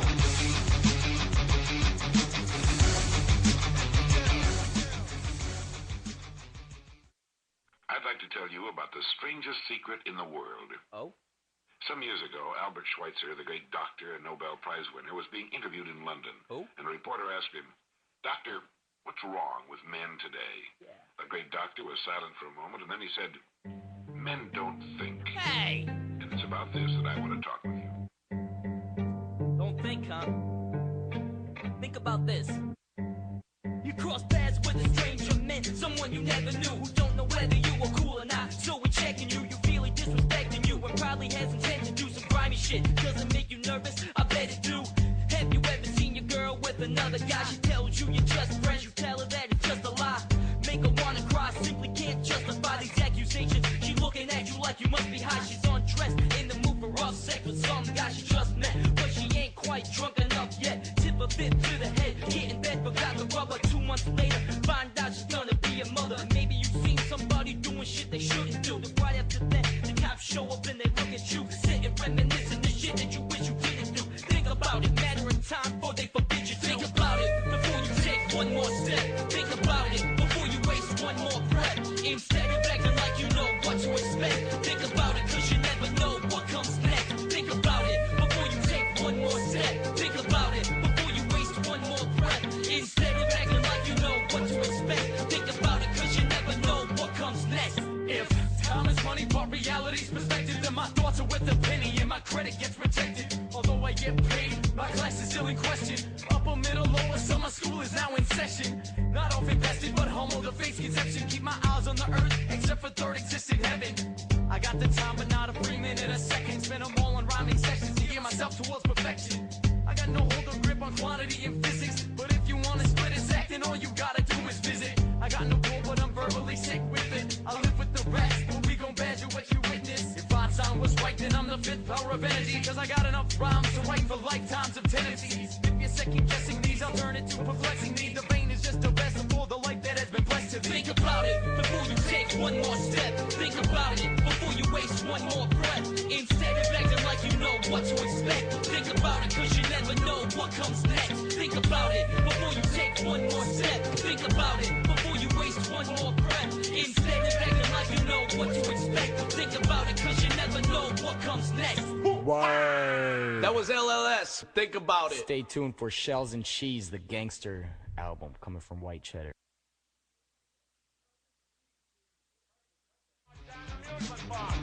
What's the truth? Go to God. Go to your guru. Go to yourself.